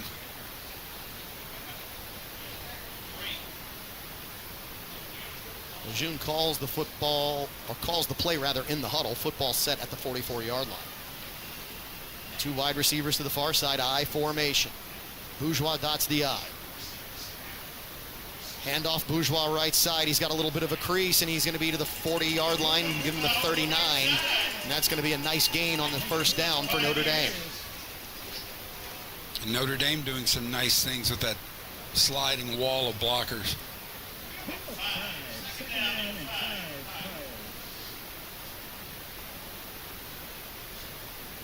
Now Louis Cook playing patient football. Scott, if there's one thing you have to admire about what Coach Cook does, it's a 17-14 ball game, but there's 10 minutes left. There is no hurry. There is no worry. It is stick to the plan. Lejeune goes under center. Handoff straight ahead, and that's going to be Bourgeois hit at the line of scrimmage. He might have lost a yard. They might give him back initial line of scrimmage. It'll be 3rd and 5. Jackson Broussard shot a gap, and it was a good call.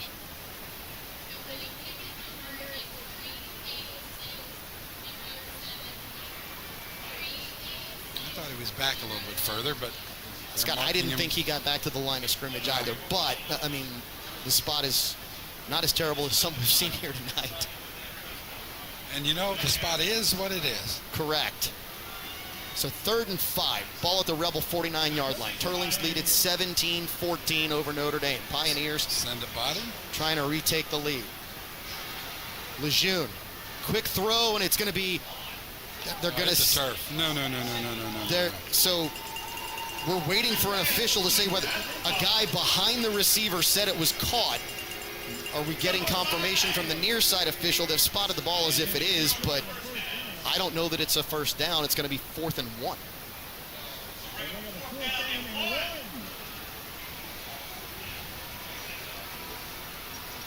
And I thought for sure Scott, hit a little grass. I'm going to say this. It was hard to see from this angle. I didn't have a great angle on it. Now we're getting a timeout Teurlings. We're going to take the timeout in the booth. 17-14, Teurlings Rebels lead at 4th down and 1. Notre Dame Pioneers. 8:43 left on the Ochsner Lafayette General Orthopedic game clock. This is Teurlings Rebels Radio on News Talk 96.5. 446Sports.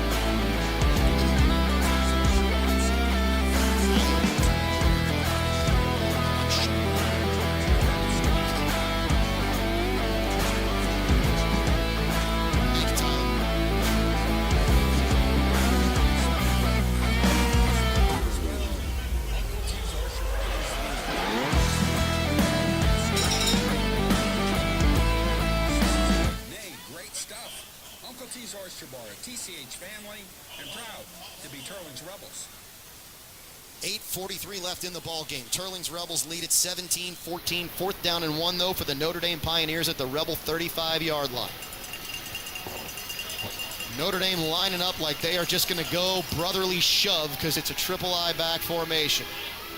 And that's exactly what they're going to do. And they're going to get it a first down at the Rebel 38-yard line. And Scott, the Rebels couldn't line up and do that at the goal line when they ended up having to take the field goal, which was unfortunate. Power and a shimmy to the left. First down and 10 for the Pios at the Rebel 33-yard line. Where's Gilbert Brown when you need him? Yeah. Remember Gilbert Brown? I do. Packers? How can you forget Gilbert Brown? The immovable force. Same formation for Notre Dame, Scott. They are lining up like they need 1 yard. Now they'll run a man in motion. Play action. They're looking for somebody deep, and they've got a receiver who's, oh wait, the ball came out, and the Rebels have it. That's an interception. The Rebels should have the turnover. But where did he? It looked like he caught it in bounds, then fell out of bounds. Let's see what the call is by the officials. Again, I would love to see this one because that ball came out in bounds. The ball came out in bounds, but they're giving him a first down at the Rebel 20-yard line. Love to see what kind of camera angle we have of that play just to qualify. We'll talk to Ike after the game. Yeah, Ike may have a good view of that.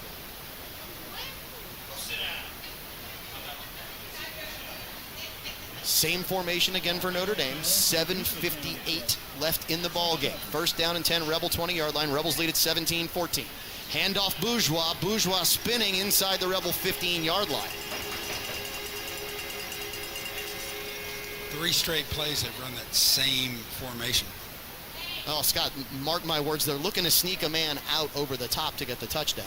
And that's exactly what they were looking for on the pass to Bourgeois. But the man was actually covered. It was good defensive discipline by the Rebels.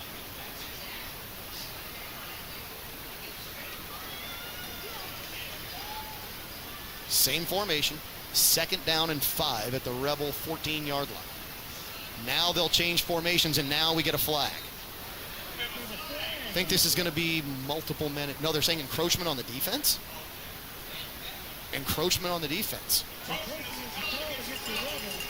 Could be on the movement and the shift in formation. It happens quite frequently. That'll mark off 5 and bring the ball inside the 10 to the 9-yard line of the Teurlings Rebels.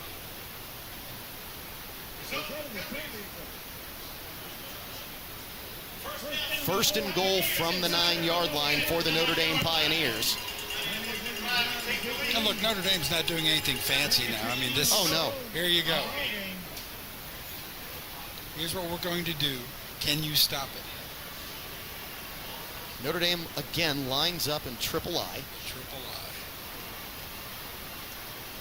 Man in motion. Play action. Looking for a man. Now Lejeune is going to try and run with it. He's going to be to the 10. He's going to be into the end zone for a touchdown, Notre Dame. And Scott, that's all Lejeune. They had nothing going on the outside. Lejeune was able to cut it to the backside and get into the end zone. And Notre Dame retakes the lead 20-17. He was looking to throw to the right side. But when that didn't happen, he saw the wall break away off to the left. But once he got into traffic, he was able to do some neat things too. Left, right, left, right. That sends out the Pios for what right now is the most important PAT of this ball game. If the Rebels were somehow able to get a piece of this, and it's no good. It is blocked. The Rebels get the block, and that is a huge PAT block because now a field goal ties it. 6:51 remaining. Teurlings Rebels trail Notre Dame 20-17 in the fourth quarter. This is Teurlings Rebels Radio on News Talk 96.5 KPEL and streaming on 446 Sports. If you're looking for high-quality personal service, you've come to the right place.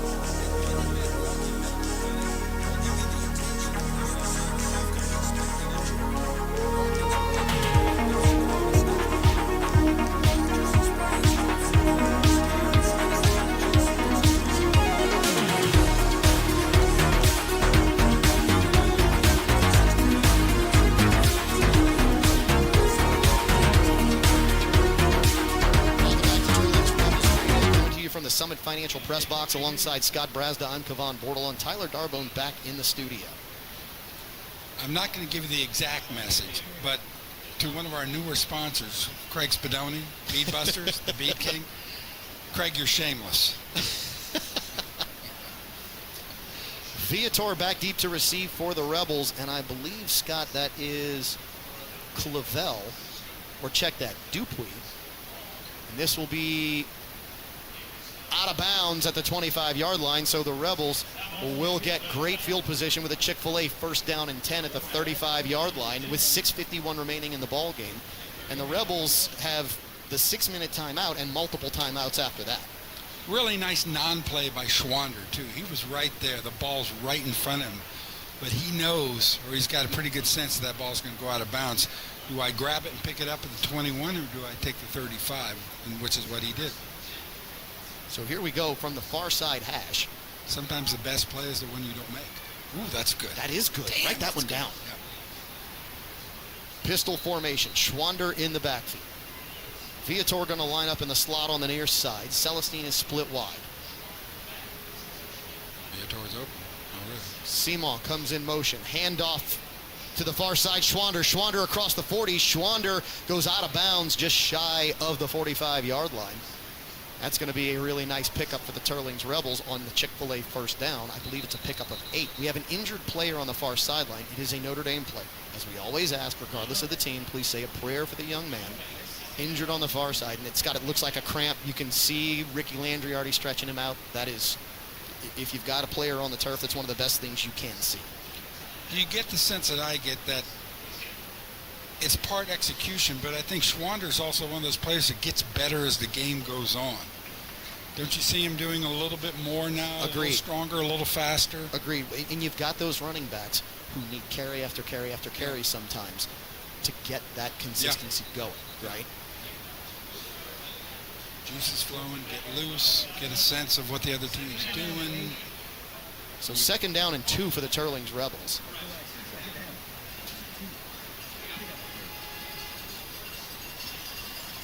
Celestine is split wide to the near side. Lone wide receiver to the far side is Viator. 2 tight ends in for the Teurlings Rebels. Play action. Munoz to throw. Steps up now, steps back in the pocket. Dancing back there, trying to evade tacklers, and he's going to be hit. Scott, that hit looked vicious on Munoz, and Munoz has got to make a faster decision. Is now what was 1st down or 2nd down and 2 is now 3rd down and 10.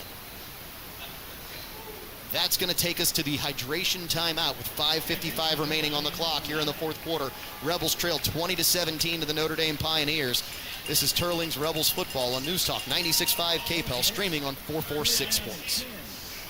With McDonald's $3 daily deals, you can save big at breakfast every day. Home isn't just a place, it's where life happens. At the Lala Group, we've helped families take that first big step and then the next. From starter homes to forever homes, we're here for the moments that matter most.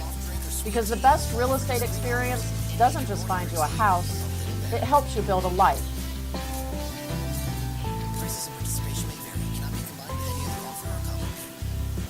Welcome back to Teurlings Rebels Radio alongside Scott Brazda. I'm Kavan Bordelon. Congrats to the Stewart family in the house. I didn't think they'd be here. Some old friends of ours. I see them coming up the Notre Dame side. Scott, the Rebels really needed not to lose 8 yards on 2nd down and 2 on this drive with only 6 minutes left. Especially after a really nice run, you've completely wasted that and wiped it off the board. Notre Dame showing blitz. They bring multiple people. They get to Munoz. Alex Munoz goes down as Notre Dame brought the house again on 3rd and long. And the Rebels, Scott, instead of looking over the middle, were looking down the sidelines and got caught. Got to pray your defense can come up with something big with 5:39 remaining in this ball game, and Louis Cook with a 3-point lead. Yeah, Louis Cook trying to milk the clock. Talk about playing under Louis Cook's hands.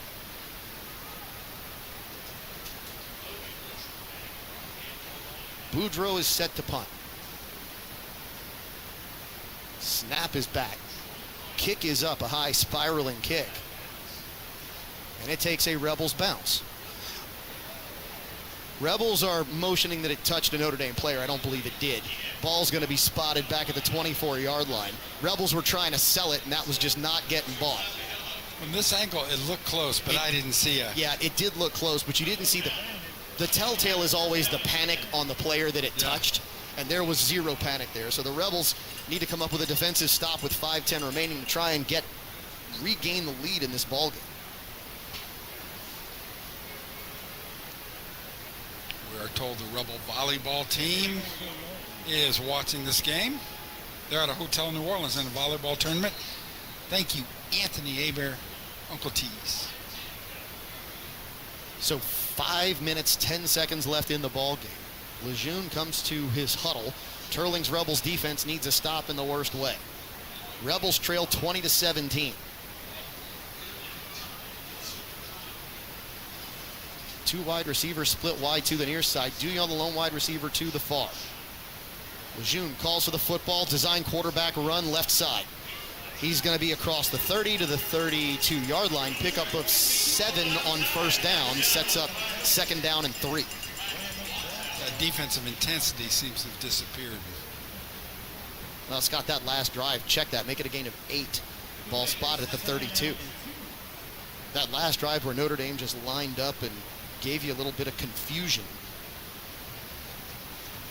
and then wore down the defensive front.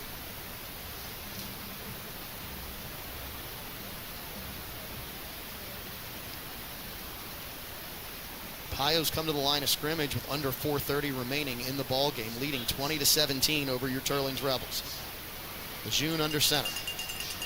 Handoff straight ahead. Scotty's going to be very close to the first down. He got the first down. He's across the 35-yard line. I lost the ball carrier, but that's going to move the chains, and that's going to take another 2 minutes off the clock at least.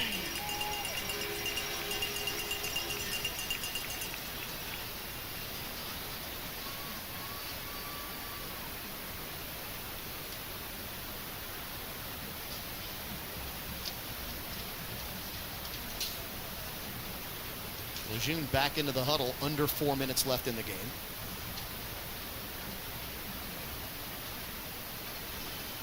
First down and 10 from their own 36-yard line. I formation for Lejeune, receivers near and far, not like they're going to matter at this point in the ball game with Notre Dame. They won't throw the ball. It's going to be a handoff straight ahead, and Bourgeois is going to pick up 2 on the carry.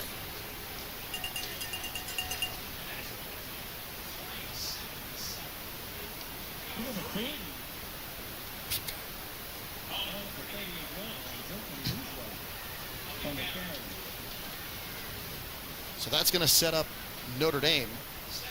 Ball spotted as a 3-yard carry. Ball at the 39-yard line. This ball will be snapped with less than 3 minutes left on the clock.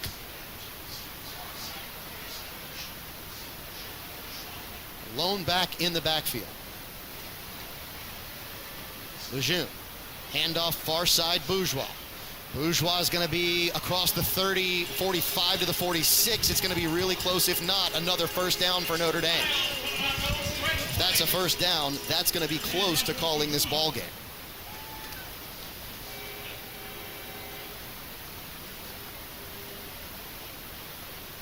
They are now moving the chains. 2:41 remaining in the ball game. It's a first down for Notre Dame, and the clock is not the Rebels' friend here late in this ball game, trailing by 3.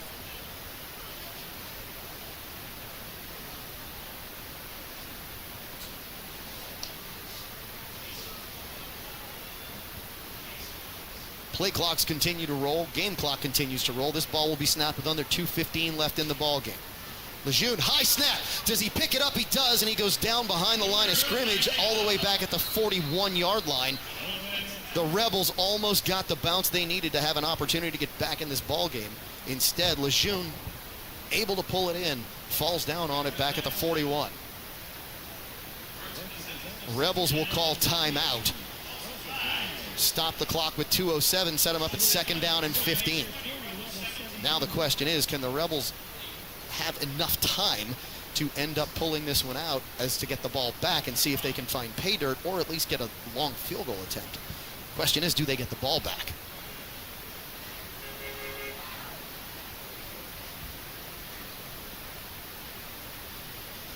Notre Dame Pioneers led 14-0 after their first 2 offensive plays here at Gardner Memorial Stadium. The Rebels had their worst start probably in the last 5 years of any ball game they've played. First drive ended in an interception. Second drive ended with a fumble.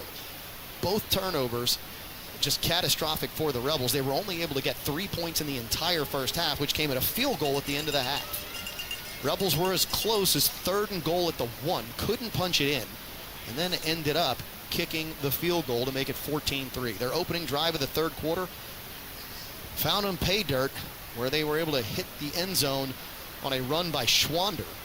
21-yard run made it 14-10. The Rebels then scored again to make it 17-10. Or check that, 17-14 before Notre Dame got their last touchdown, did not make the PAT. It was blocked. And now we have a timeout, Notre Dame. So the Pios didn't like the look, and now Notre Dame is calling a timeout of their own, which with 2 minutes and 10 seconds remaining is not something I'd have thought we'd have seen out of head coach Louis Cook. But at this point, you cannot take the risk of having another play go south and the Rebels forcing 3rd and long, getting a potentially good field position, because the Rebels have shown their ability to find big plays down the field on occasion here tonight. Matter of fact, the first points of the first half was set up by a long pass to Celestine where he was open. Beautiful catch by Celestine, on which there was also pass interference.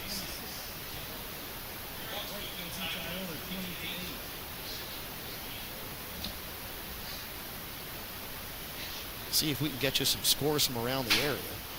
Starting 5A. 2nd down and 15 for Notre Dame. Lejeune is in the shotgun. Man comes in motion. Handoff, jet sweep, it's Douillon. Douillon is going to be pushed out of bounds. He goes out of bounds of his own volition, stops the clock at 2:03. It's going to be 3rd down and long for Notre Dame. And if the Rebels can get a stop, the Rebels might have an opportunity to get the ball back.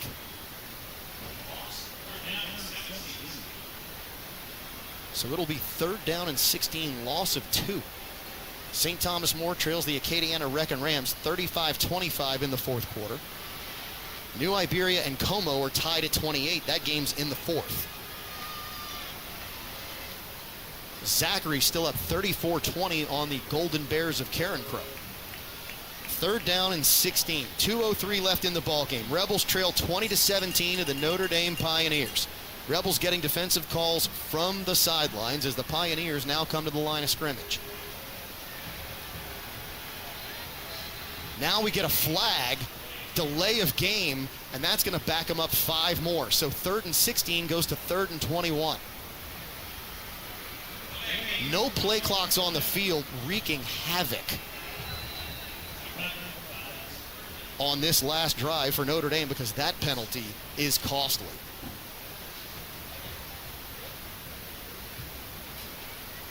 For those who've ever seen Louis Cook coach, he is the type of coach who on 3rd and long looks to see if he can get enough to go for it on 4th down and try and end the ball game just by running it down your throat. This, if the Rebels can get a stop with reasonable distance, could force the punt. Trips to the far side for Lejeune. Lejeune is just quarterback drawing it. He's going to be hit in the backfield. He's going to be shy of the 40 to the 39-yard line, and that's going to be 3rd down and about 16 for the Notre Dame Pioneers. And the Rebels are going to call a timeout here to try and get the ball back with 1:54 remaining.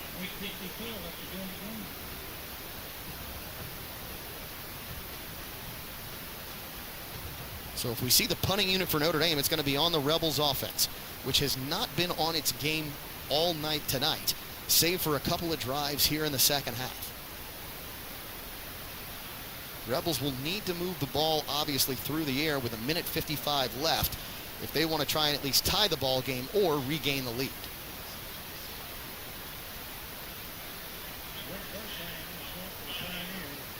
So Bertrand is set to punt for the Pios. EDB, Eli Desboisblanc, will set up at about his own 30-yard line. Bro Bridge falling to St. Martinville or losing 35-0. Punt is away. EDB waves everybody off. That ball is going to take just a huge Notre Dame bounce, and it's going to be down at the 21-yard line with 1:45 remaining. 79 yards. 1:45 seconds remain, and that is what separates the Teurlings Rebels from taking the lead here in this ball game. Question is, can they do it? Can the offense find some rhythm again here in the 4th quarter?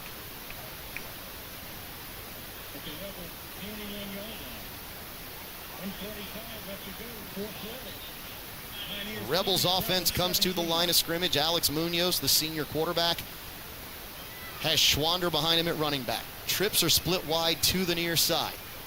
Calls for the football. Steps up, throws over the middle. There's A.J. Price for the first time this season for the Chick-fil-A first down to the 39-yard line. Rebels have moved the ball.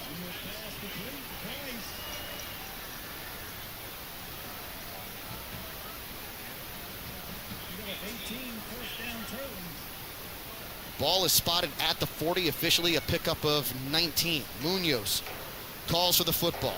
Looks to his right, throws to the flat. He's got A.J. Price again, who goes out of bounds and stops the clock. It's a gain of about 7 on the Chick-fil-A first down. And the Rebels have got a little something going on the quick passes. Rebels almost at midfield.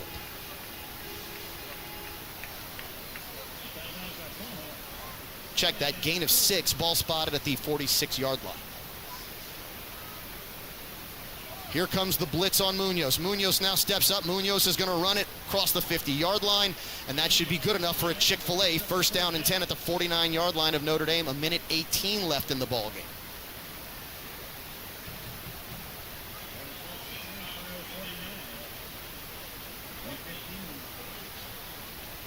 Munoz calls for the football, spikes it, and the Rebels will have an incompletion on the Chick-fil-A first down to stop the clock at 1:12 left in the ball game. Ball spotted at the 49-yard line of the Notre Dame Pioneers. Rebels trail 20-17.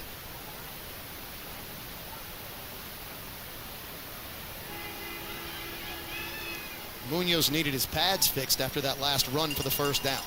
2 wide receivers split wide to the near side, 2 wide to the far. Viator in the slot near side. Celestine is split wide. Munoz has the snap. There's the blitz. Throws downfield, and it is incomplete. He was looking for Seymour. It would have been good for the first down, but that pass was just too high. Incompletion stops the clock at 1:08 left in the ball game. Rebels trailing by 3. Munoz has the call from the sidelines. Trip split wide to the near side. Again, Notre Dame sends the house. Throwing to the outside, Seymour makes the catch. It is, officials say, yes, a catch on the far sidelines. Notre Dame wanted to argue he was bobbling the ball, but that's good for a Chick-fil-A first down. And he goes out of bounds with a minute left on the clock. It's a first down and 10 at the Notre Dame 35-yard line.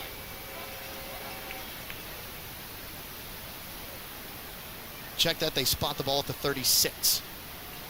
Same formation. Munoz to throw, now he's going to step up and run. Munoz is inside the 30, Munoz to the 26-yard line, and that's going to be a gain of 9 on the Chick-fil-A first and 10. Check that, they're saying that's a 10-yard gain. So it is first and 10 at the 26. Munoz calls for the football and spikes it. That is going to stop the clock with 47.5 seconds remaining here in the fourth quarter. High drama at Gardner Memorial Stadium. 20-17, Notre Dame leads it. Second down and 10 for the Teurlings Rebels at the 26-yard line of the Notre Dame Pioneers. Second down and 10. Munoz has the call. Now comes to the line of scrimmage. Twins near and far. Schwander is the back. Munoz throws downfield looking for the fade. It is caught. Touchdown, Teurlings Rebels. Seymour catches it. It's a Cafe Sydney May 6 with 41.8 seconds left on the clock.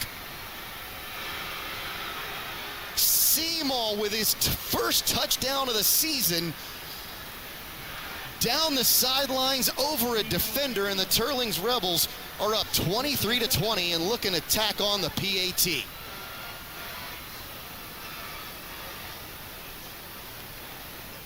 Snap, hold, kick, up, plenty of leg, it is good, and the Rebels have a 24-20 lead over the Notre Dame Pioneers with 41.8 seconds left in the ball game. The question is, did you leave too much time for Louis Cook and his Pioneer offense, or can the Rebel defense come up big one last time here tonight? What a play. Munoz to Seymour. Left corner of the end zone. Rebels moving left to right around your radio, Android, or iPhone application as the Rebel faithful erupt in the far bleachers.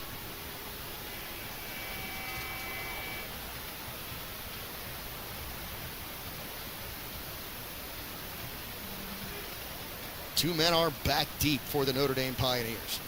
Looks to be Bourgeois and Douillon, as Boudreau is set to kick off for the Teurlings Rebels.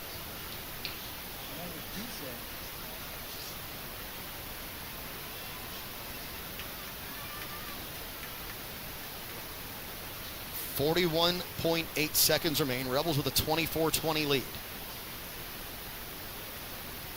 Boudreaux puts foot to leather, and this is going to be taken in on the turf, now picked up by Bourgeois. Bourgeois to the 15-yard line. That's as far as he's going to get. And it's going to be a first down and 10 for the Notre Dame Pioneers there with 36.7 seconds remaining in the ball game.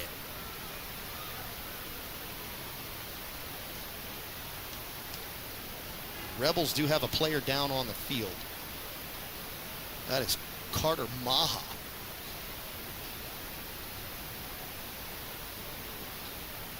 Yep. Carter Maha is down on the field. Being stretched out, looks like for a cramp.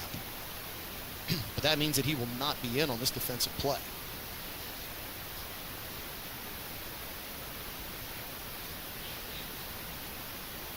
As always, we ask for a prayer for every injured player on the field. Hopefully this one is just a minor cramp, and that is all it is. Ricky Landry is out there stretching out Maha.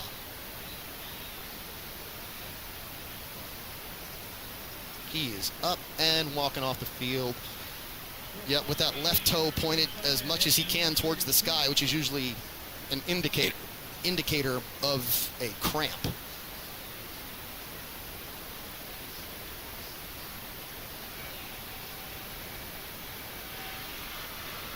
Ascension Blue Gators lead the Abbeville Wildcats 39-34. Check that, in the fourth quarter. ERAF 38-16 over Eunice in the fourth quarter.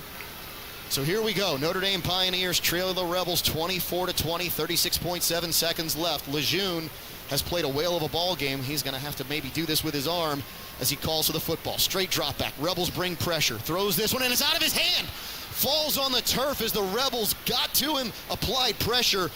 Ball was on the turf, picked up by Notre Dame. That's going to be a 6 or 7 yard loss, as that's going to be inside the 10-yard line. Notre Dame calls timeout with 26 seconds remaining on the clock. So the Rebels defensively finally tonight get a situation with the Notre Dame Pioneer offense where they're in a predictable situation. You know Notre Dame has to throw it. They've got 26 seconds. Field goal won't win it, and besides, they're at their own 9-yard line.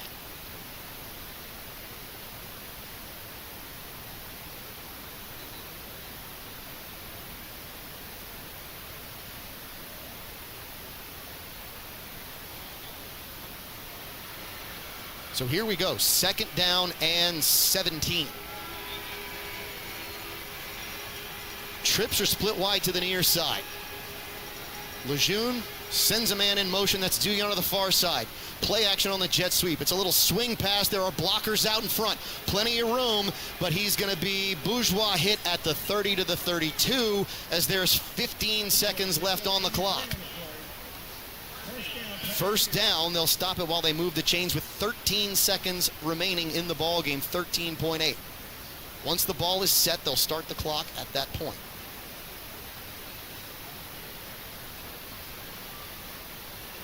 Ball spotted at the 32. Lejeune takes the snap, spikes it, 10.5 seconds remain in the ball game. So essentially what you've got is you've got 2 plays left for the Notre Dame offense. Really nice pickup, got the first down from underneath the shadow of their own goalpost with the ball at their own 9-yard line. But now it's 1st and 10 at their own 33-yard line. I'll check that 32. Hold on. False start on the offense, so that's going to back them up 5. And take 5 of those away, as not everybody was set when the ball was spiked.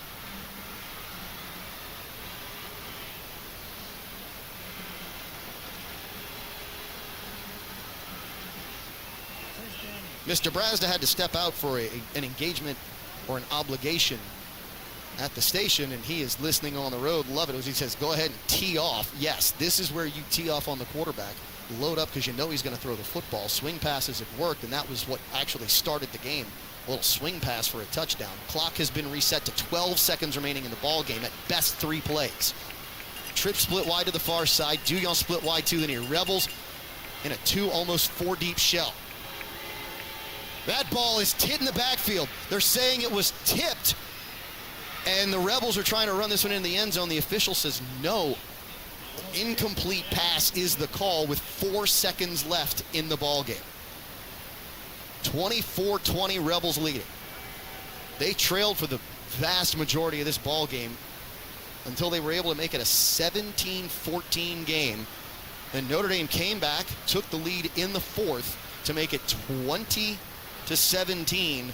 The PAT on that touchdown was blocked, and it was critical because now got to have a touchdown.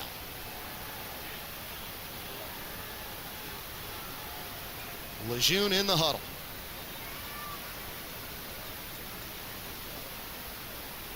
Clock has been reset to 8 seconds. So now we get, I guess, 2 additional plays, or 2 plays. Lejeune, straight drop back. Throws over the middle, and it's almost intercepted. Through the hands of a defender and then to the turf. 3 seconds left in the ball game. This will be the last snap of this football game for the Notre Dame offense from their own 33-yard line.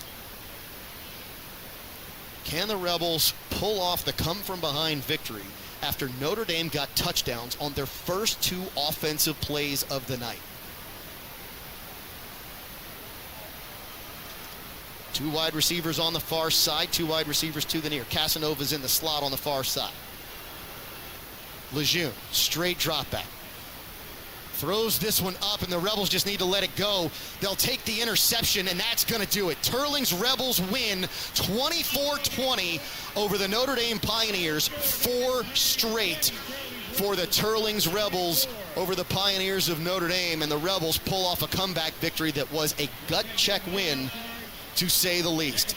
Teurlings Rebels 24-20 over the Notre Dame Pioneers. We'll come back with our post-game show right here on News Talk 96.5 KPEL and streaming on 446 Sports. Tsunami Sushi, the sushi that started it all in Lafayette. Signature rolls which always tempt the palate. The John Bro, Green Monster, Candy Cane, Michael Dumit special. And don't forget the Sinful Tsunami for dessert. Most always count on fresh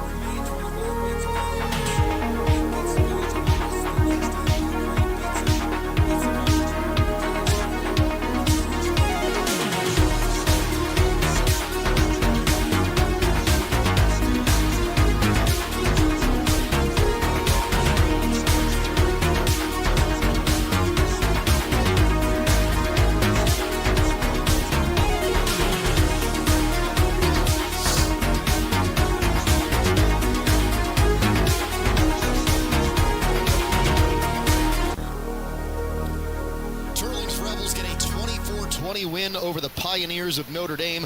The Rebels get a gut check win on the season to go to 3-0. The Pios came in undefeated as well, and the Rebels did not start the game well. Big conversation piece here is that the Rebels found a way to win tonight in Crowley. This is a Richetto's Road Game. I'm Kevon Bordelon. Tyler Darbone back in the studio. Ike Brunet on the sidelines getting highlights of tonight's game, which we'll have for you later on our Facebook page, Teurlings Catholic Football Radio. And, of course, Scott Brazda on his way back to Lafayette as he had a commitment there. Rebels fell behind on their first 2 plays of the ball game from Notre Dame for line of scrimmage. Notre Dame lined up their first play, took it to the house, over 60 yards for the touchdown. Then Notre Dame got the ball back after a Teurlings Rebels interception. One play, another 40-plus yard touchdown, and the Rebels were down 14-0 till almost the end of the first half. The Rebels did get one drive towards the end of the half where they were able to get as close as 3rd and goal from the 1. Rebels ended up kicking the field goal, made it 14-3 going into the half. Opening drive of the 3rd quarter, Rebels found pay dirt. The Rebels offense actually looked like the Rebels offense on that drive. Couple of big plays. Rebels take it to the house. A 21-yard touchdown run from Ian Schwander made it 14-10. Rebels then defensively get the stand, take the lead on a very quick 10-yard touchdown run by Alex Munoz. Next thing you know, Rebels have led it 17-14. Notre Dame Pioneers, again, though, never go away. A Louis Cook coach team is not going to give up and will not go down easy. Notre Dame makes it 20-17 based on a touchdown run. Only problem is the PAT got blocked. Kept it at 20-17. Rebels get the ball back with less than 2 minutes on the clock in the 4th quarter, and a 21-yard touchdown strike from Alex Munoz to wide receiver Quinn Seemaw, the senior, comes down with the catch.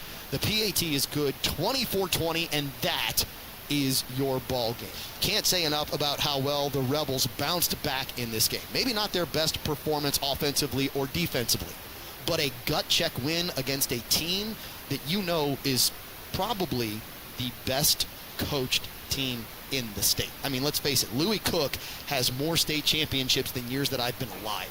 The man is a living legend in the state coaching high school football, and his team shows it every time they play. They showed it here tonight. They showed it with grit. They showed it with scheme. They showed it with discipline. The Rebels, though, found a way to win, and that is a huge growth point for this Teurlings Rebels team. We're going to come back, give you some more scores, and wrap up the post-game show here on Teurlings Rebels Radio. News Talk 96.5 KPEL and streaming on 446 Sports.